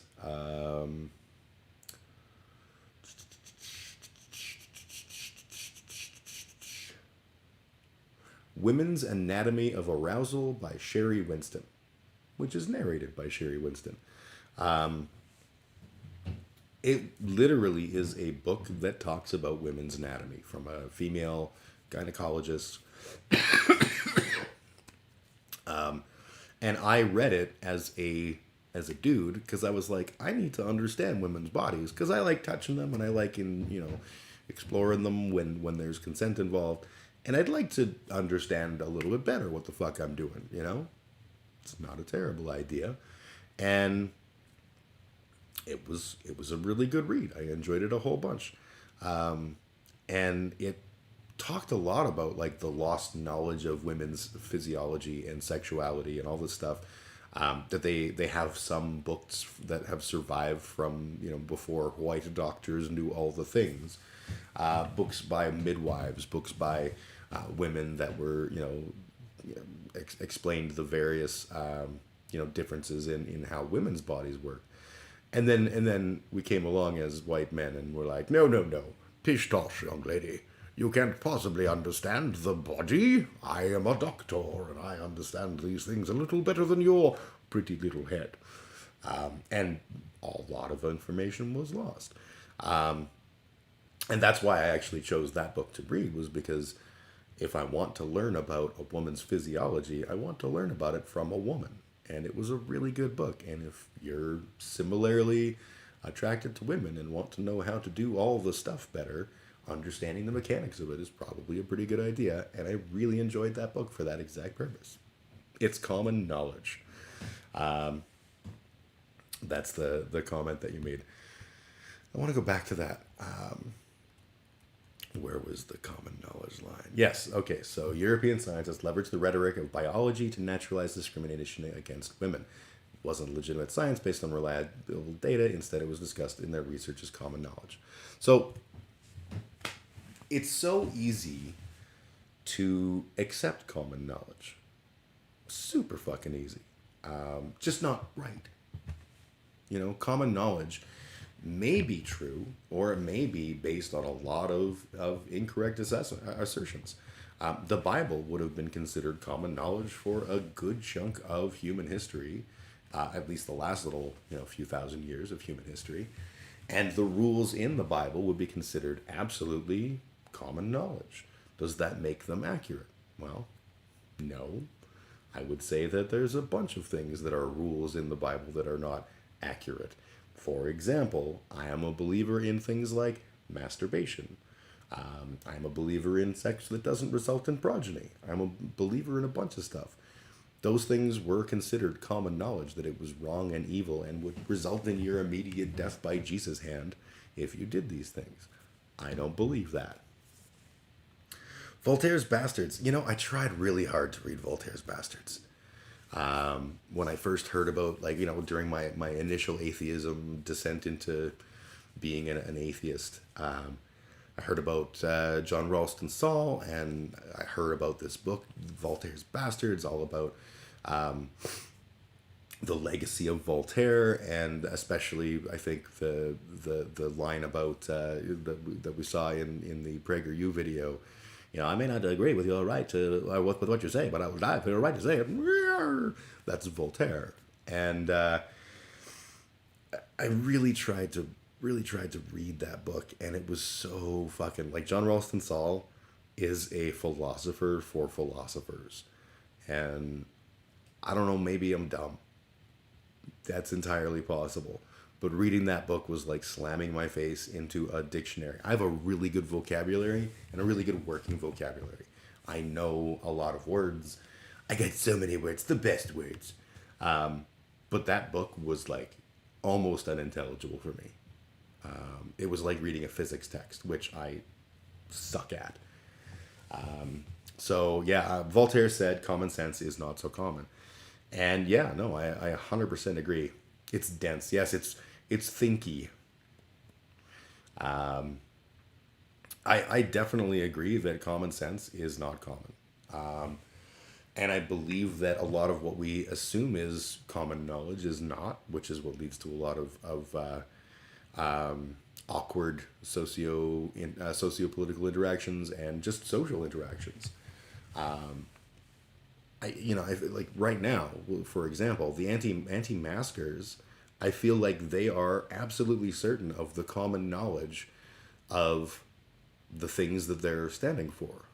These guys that are out honking if you love Jesus and screaming about arresting or killing Trudeau, they believe that it is common knowledge that he is opposed to freedom.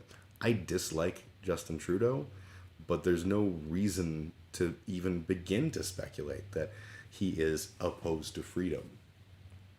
Bringing in mandates when he brought in mandates in the way that, and he didn't even fucking bring it. Having mandates at some level of government during a pandemic that describe when and how you can go outside and cough on people isn't fucking anti-freedom. It is, in the sense that in a perfect time, if they brought those same rules in, I've said this before, if they brought those same rules in over a tetanus vaccine or the flu shot, there's no reason to be forcing people to have that. But this isn't that. This is a fucking pandemic where our healthcare system will fail if this was left unchecked. Original OG COVID was nowhere near as bad in terms of hospitalization numbers as Omicron or Delta or whatever. But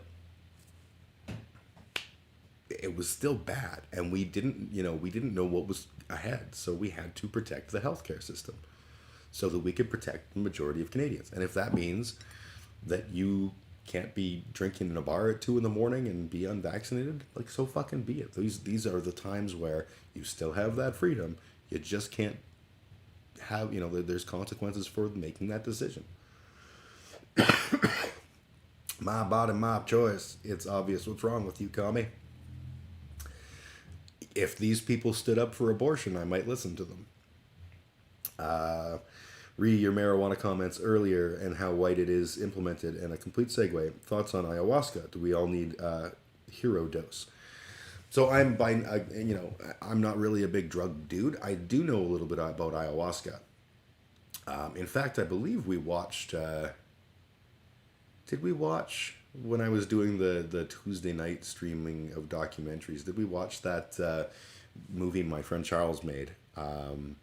Well, I don't remember if we did or not. Either way, my friend Charles is a guy who makes documentaries, and he made a documentary about ayahuasca. It wasn't actually a documentary about ayahuasca. It was a documentary about trauma and about strange processes for helping people deal with traumatic experiences. He grew up in a very traumatic environment. He was a drug addict at a young age, and he ended up getting out of the drug life. Not after, he had a couple of arrests on his name for B&Es and stuff. Like, he wasn't a good child. And then years later, he was, walking around the streets of Chicago where he lived at the time. And he had a certain amount of, I think he had like a joint and a few MDMA pills, which he was using for that emotional connection to the fact, to get over the PTSD from his childhood. And I think he had some other stuff on him, like all very minimal. It normally wouldn't have been a big deal, but it was his third strike. And so he went to jail for a year.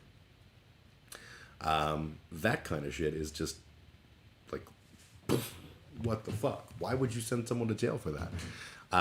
As far as where that led him in his life is he's become a proponent of ayahuasca. And the video that I'm referring to, he starts off by showing video of this presentation he gave to this College of British Physicians. And he brings up a picture of this beautiful woman, and he's like, this is my sister. I was the bad one. She was the good one. She died of a crack overdose just like weeks before the presentation that he was giving. And he went through the whole process of like, do I really want to go talking about drugs to doctors if, I'm dealing with the death of my sister? And he decided, yeah, I do. I need to speak about this. And he wanted to, what he kept saying is, I wished I could have gone to her. I wish I'd known that she was going down this road. And I would have gone to her and been like, we have this pain from growing up. We have this unresolved hurt.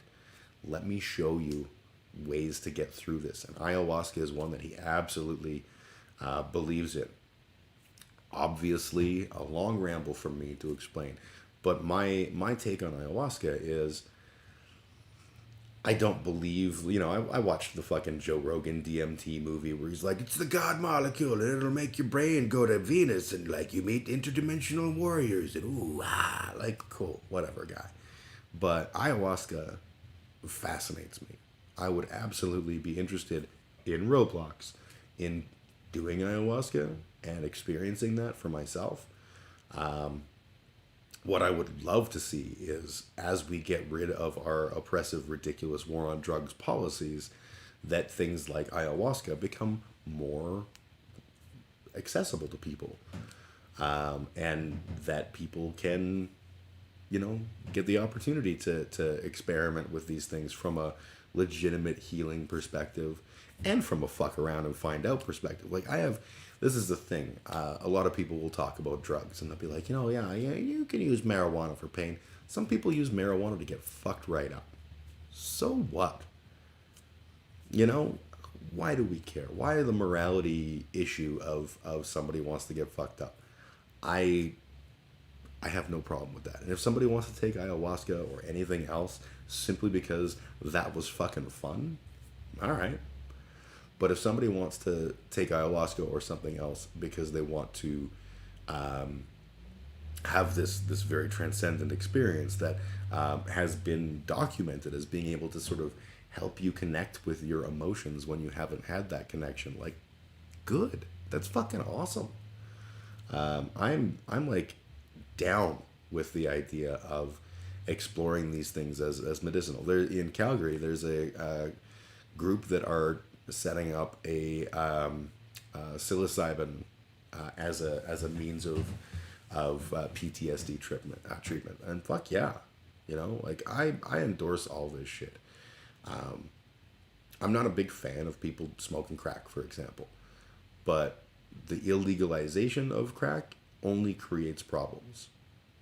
If you're getting your crack from a pharmacy and you have a safe consumption space that you can use that crack in, and meanwhile there's all sorts of people who are around who are like, dude, I get it.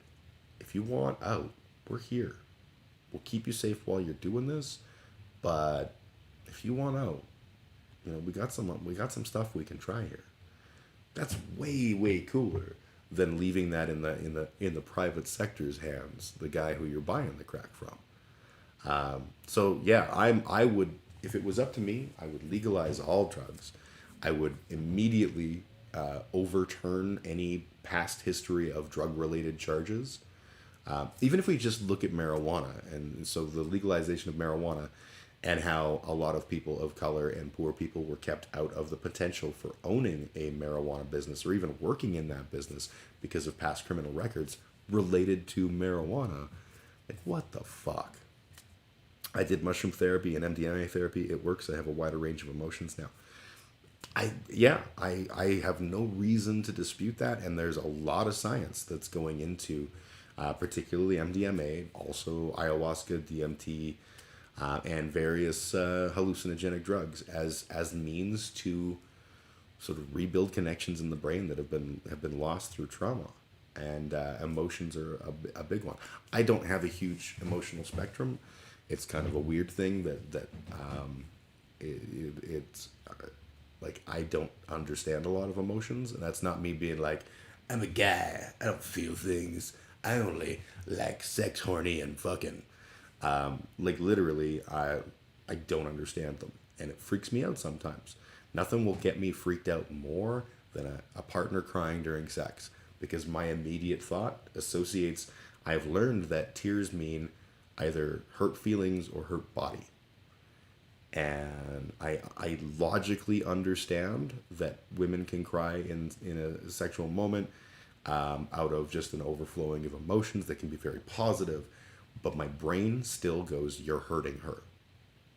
And that is not fucking awesome. And that's just how I'm wired.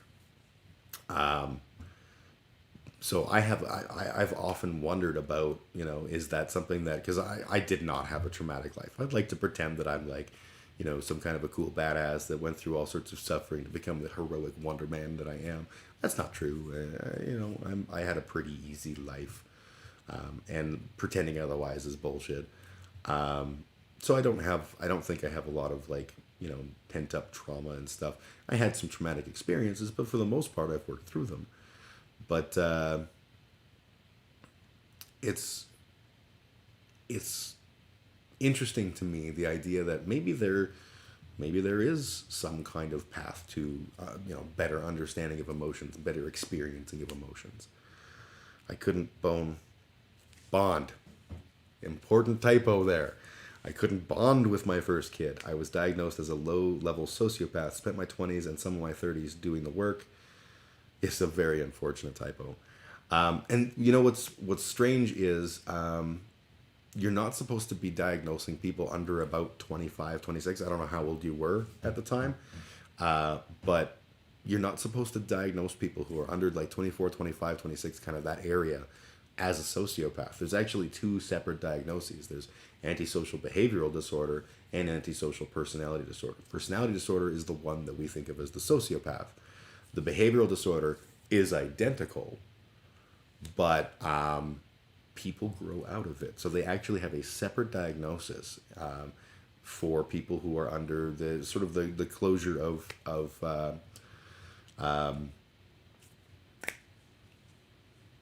that puberty thing. That was the word I was looking for. I got all the good words. Snorted coffee. Sorry, not funny. No, it was funny because you knew it was a typo. There's no way that Sugar's like, I really wanted to bone with my first child, but just couldn't. Thank God for drugs. Yeah, super gross. I feel like we live in a society where trauma is really misunderstood and trauma responses are really misunderstood. That video, the documentary that I was talking about, is called Alone in the Dark, I think. It's made by Charles Shaw, and he does he's got a bunch of really good documentaries. But that one in particular is all about trauma, and it's all about drugs as a form of trauma management, and how by not having effective methods of dealing with trauma and accessible methods of dealing with trauma, we leave people to self-medication and then judge them for self-medication, which, yeah, is probably pretty fucking shitty. I really wanted to say how, empath, sociopath, apath, triad. Then there's narcissists. Yes, I've encountered a few. I used to joke that my type was women who had a narcissistic mother, because both my ex-wife and my long-term ex, who is my best friend, both have narcissistic mothers, and holy shit, there's some fucking, just like a spoonful of trauma makes the medicine go down. I was 14 when I had my first kid, diagnosed officially at 17.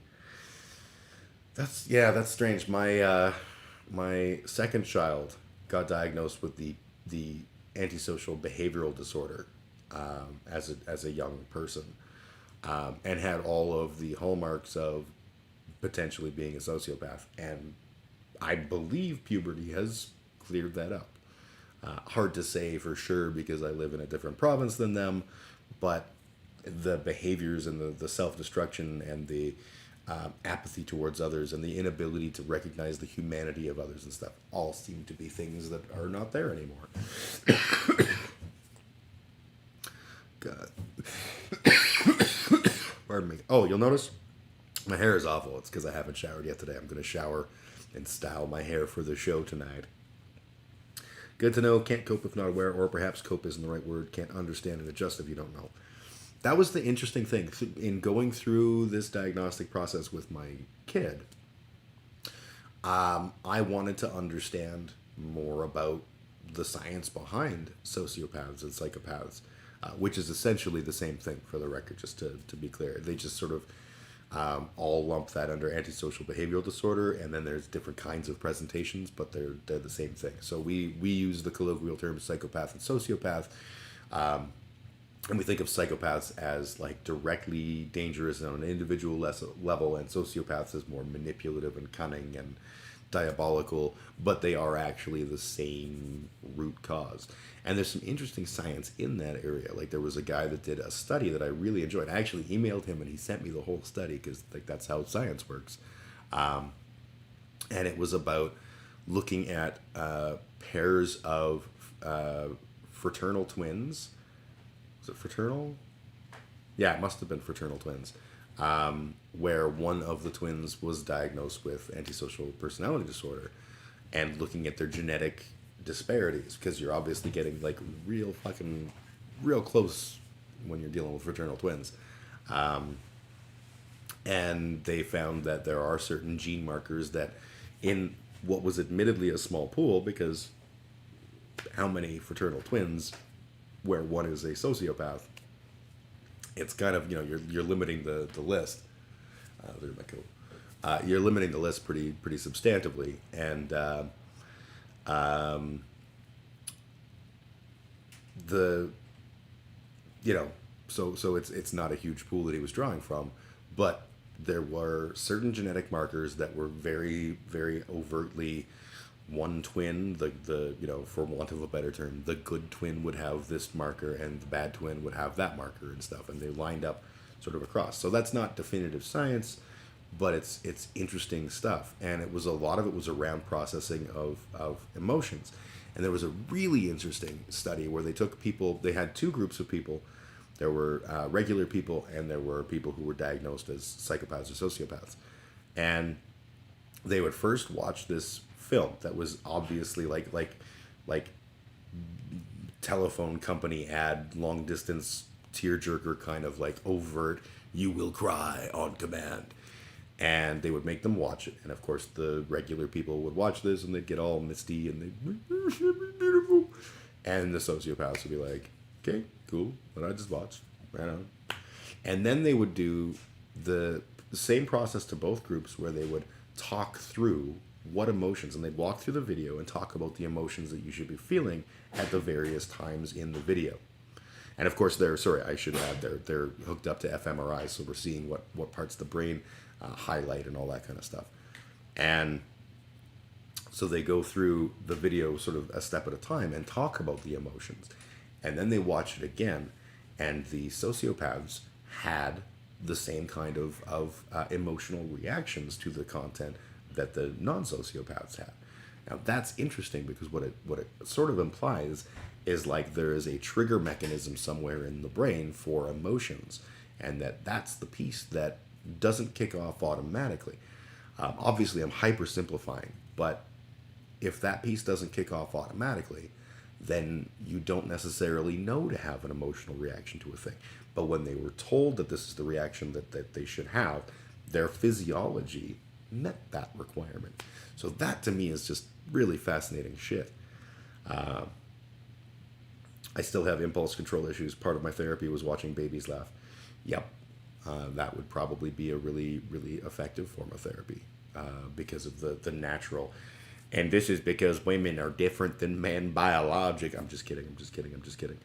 But the natural maternal instinct and for a man, the paternal instinct of that joyous feeling we get seeing kids laugh, helping you sort of that you're supposed to enjoy that moment and find it loving and sweet and caring and wonderful. So that's an interesting, that kind of goes hand in hand with what I was talking about there. That's really cool. Anyways, there was a lot of really cool shit that I learned at that time, and I'm super glad that I had the opportunity to dig in on that a little bit.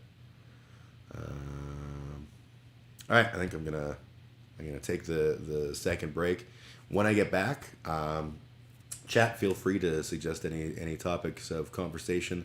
I'm not going to go too terribly much longer before doing the weekly humiliations, just because tonight is gig night. I'm super excited about gig night. I get to play a gig, and I even had to have a COVID test today because I got a scare, but I am clear of COVID, so I get to play a gig tonight. I would have been really upset if I had to cancel the gig, but also, this is the world, so it would have just been shitty luck, but I don't, so yay.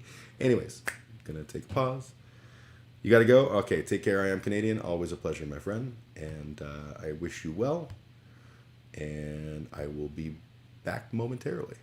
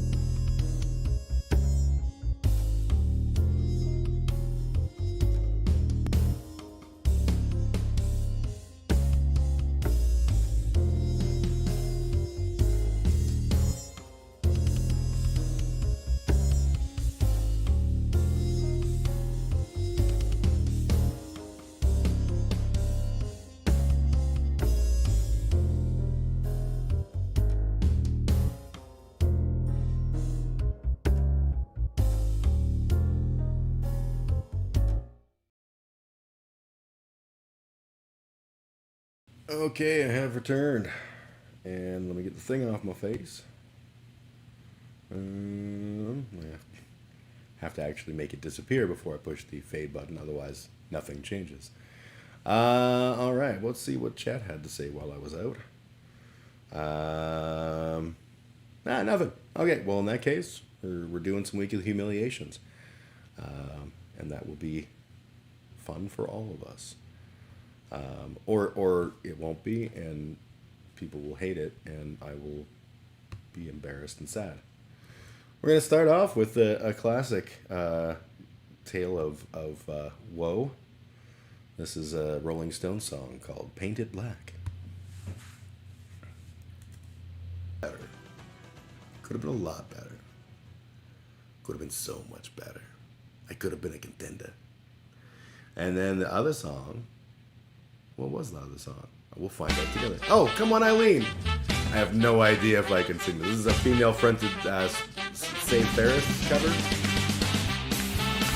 No ska. Come on, Eileen. Oh, that's too high.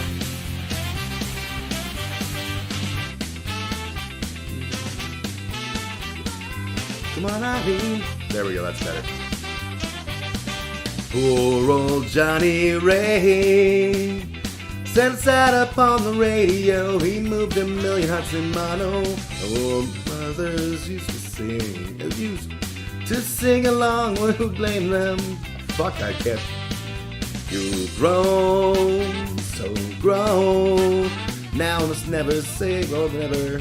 Fuck, it's in my ear. Tooraloo-ra, tooraloo-ra, hey. We can sing just like our fathers. Come on, Eileen. Oh, I swear what he means at this moment. You mean everything. You in that dress. Oh, my thoughts I confess were John Dirty. Ah, come on, Eileen. Come on, Eileen. These people round here, we're beaten down, eyes sunken, smoke-dark faces, they understand what their fate is. Not us. No, not us. We are far too young and clever. Tooraloo-ra, tooraloo-ra, hey. Eileen, I'll hunt you forever. Tooraloo-ra, tooraloo-ra, hey. Eileen, I'll hum this tune forever. I don't know the fucking rhythm. Come on, Eileen. Oh, I swear what he means. Come on, let's take off everything. That pretty dress. Oh, Eileen, tell him yes. Come on, let's. Come on, Eileen. It's a little bit non-consenting. It means at this moment, you mean everything. Come on, Eileen, to right. Come on, Eileen, to right. Come on, to right. Oh, come on, Eileen. I said, come on, Eileen. Oh, come on, Eileen. We are far too young and clever. Things were here have changed, and I said, Loo-ra, loo-ra, loo-ra, loo-ra, hey. Come on, Eileen. Oh, I swear what it means at this moment. You mean everything to me. Oh, to me. Whoa, Eileen.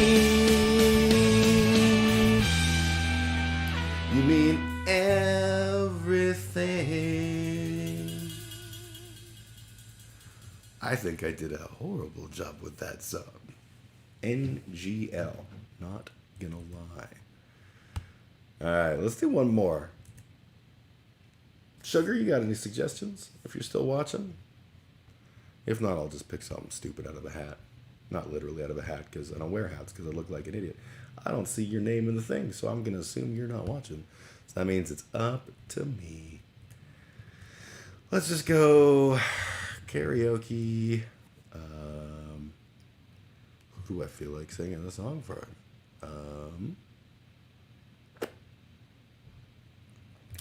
Frank Sinatra. Let's find a Frank Sinatra song to sing.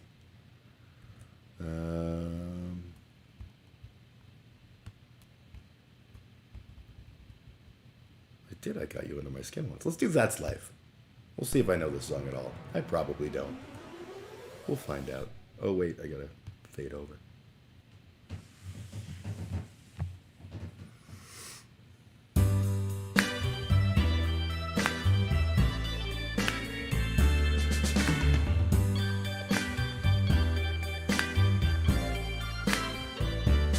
That's life. That's what all the people say. You're riding high in April, shot down in May. But I know I'm gonna change that tune. When I'm back on top in June. I said that's life, and as funny as it may seem, some people get their kicks stomping on a dream. But I don't let it get me down. 'Cause this fine old world keeps spinning round. I've been a puppet, a pauper, a pirate, a poet, a pawn and a king.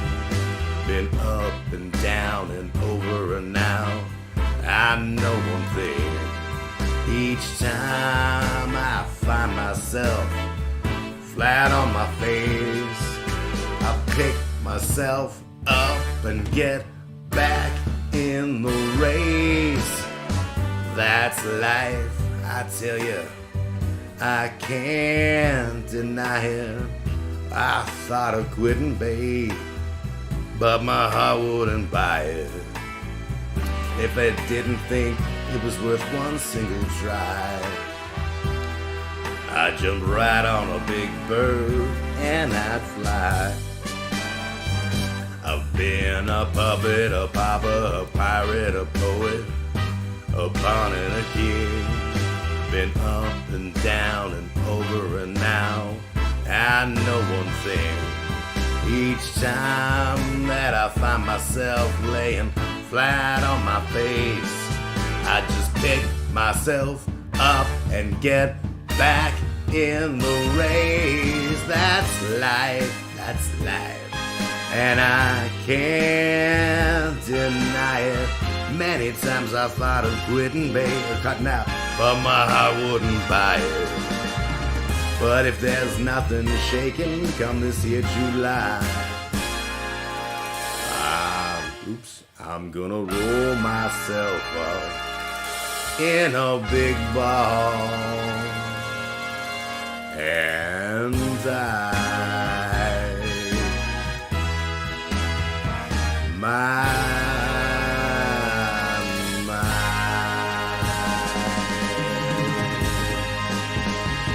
No hope for the Nate. Good to see you. Did you just get here just like literal seconds ago?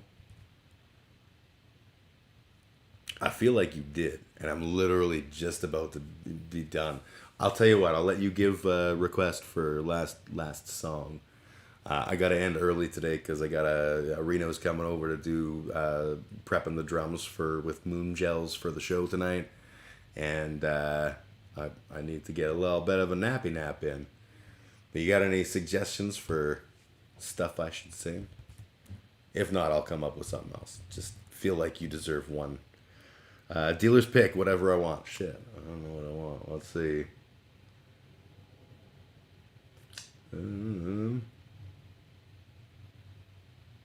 What songs do I like? What is music? Let's sing an REM song. I just saw Losing My Religion at the top. I already sang that one, but let's do Everybody Hurts. Let's end on a maudlin note.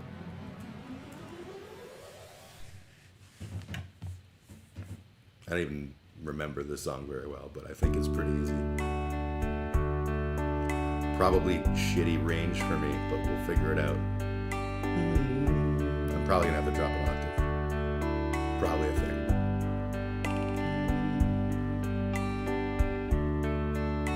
When the day is, yeah, no, that's gonna have to drop an octave. And the night is yours alone.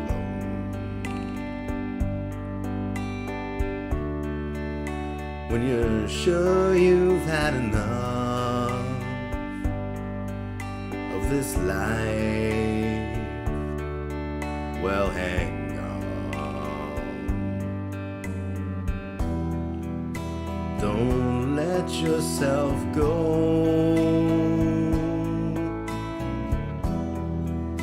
'Cause everybody cries,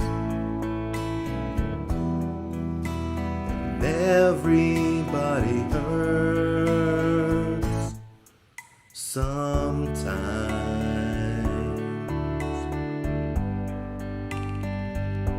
Sometimes everything is wrong.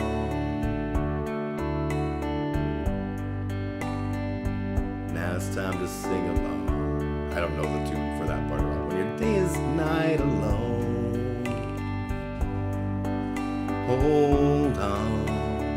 If you feel like letting go,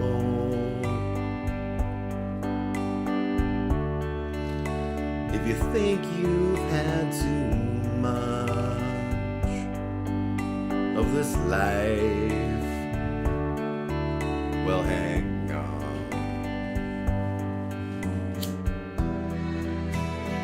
Everybody hurts. Take comfort in your friends, and everybody hurts. Don't throw your hand. Oh. No, don't fucking, don't throw your hand.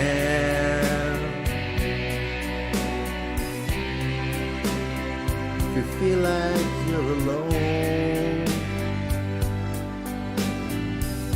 no, you're not alone. I don't know the tune there. On your own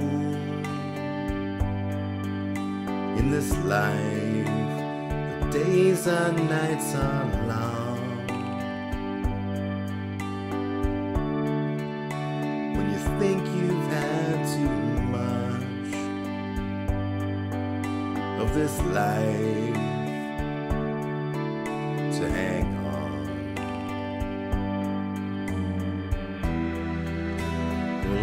Everybody hurts. Sometimes everybody cries.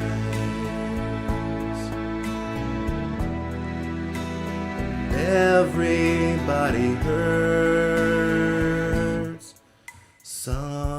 Oops, shit. Sometimes. Fucking karaoke scream. Everybody hurts sometimes. So hold on, hold on, hold on, hold on, hold on, hold on.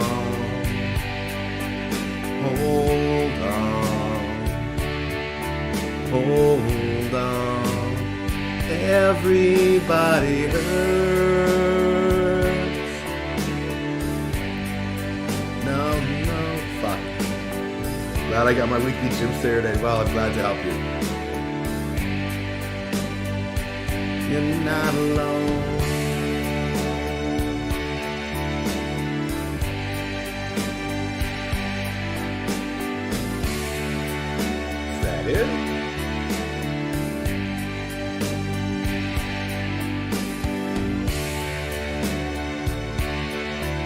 Looks like that's it. Okay, cool. I didn't mean to hit pause there, but it just happened that I moved my mouse. And yeah, I'm glad you got your weekly gym serenade in too, my friend. Nate, it was super awesome seeing you last weekend. I hope you're doing well. And yeah, I'm gonna call it there. We had a good stream, couple 2.5 hours. Talked about everything from freedom convoys to the Ukraine to gynecomastia, and we even did a React Andy where we laughed at how stupid Bill Maher is. Yeah, it's great seeing you. It's so good to be just able to be in the world. I don't believe that COVID is over. I don't believe that mandates are over, contrary to what certain people want to fucking believe. I think we're looking at another wave of this shit. At least one more wave, probably a few more, but I'm hitting a place where it's like I just want to be able to play shows again. I just want to be able to see the world and do things and live in it. So that doesn't mean don't do what you can to be safe. It means do what you can to be safe and still live. Bill? Oh, have a great rest of the weekend. Fucking Bill Maher. I remember when I thought he maybe had a brain. Yeah, I mean, we all went down that road. We all thought, like, oh, he seems edgy. And then we learned what he was. And we're like, oh, that was a letdown. He's been a letdown for me for years. And, back in the days of his show, Politically Incorrect, I remember the first few times watching it just being like, this guy's banging. He's trying to spin some bars. And then very quickly being like, oh, he's spitting some bars, but like it's almost accidental because he's mostly just a shitlib. But yeah, that's it for me. If you're in the greater Calgary area and want to come down to Dickens tonight, it's going to be a great show. My band Bodies of Everest is opening, followed by Balragath and then Black Pestilence, both of whom are fantastic bands. But the real reason for the show is Caveat, who are amazing and who I have been playing shows with for 20 years. Not as a member, but playing shows with that band. And I'm super stoked to be able to share a stage with them as they release their new CD. So if you're there, you're there. If you're not, that's cool too. And I will even have better looking hair. That's a hopeful promise. All right. Take care.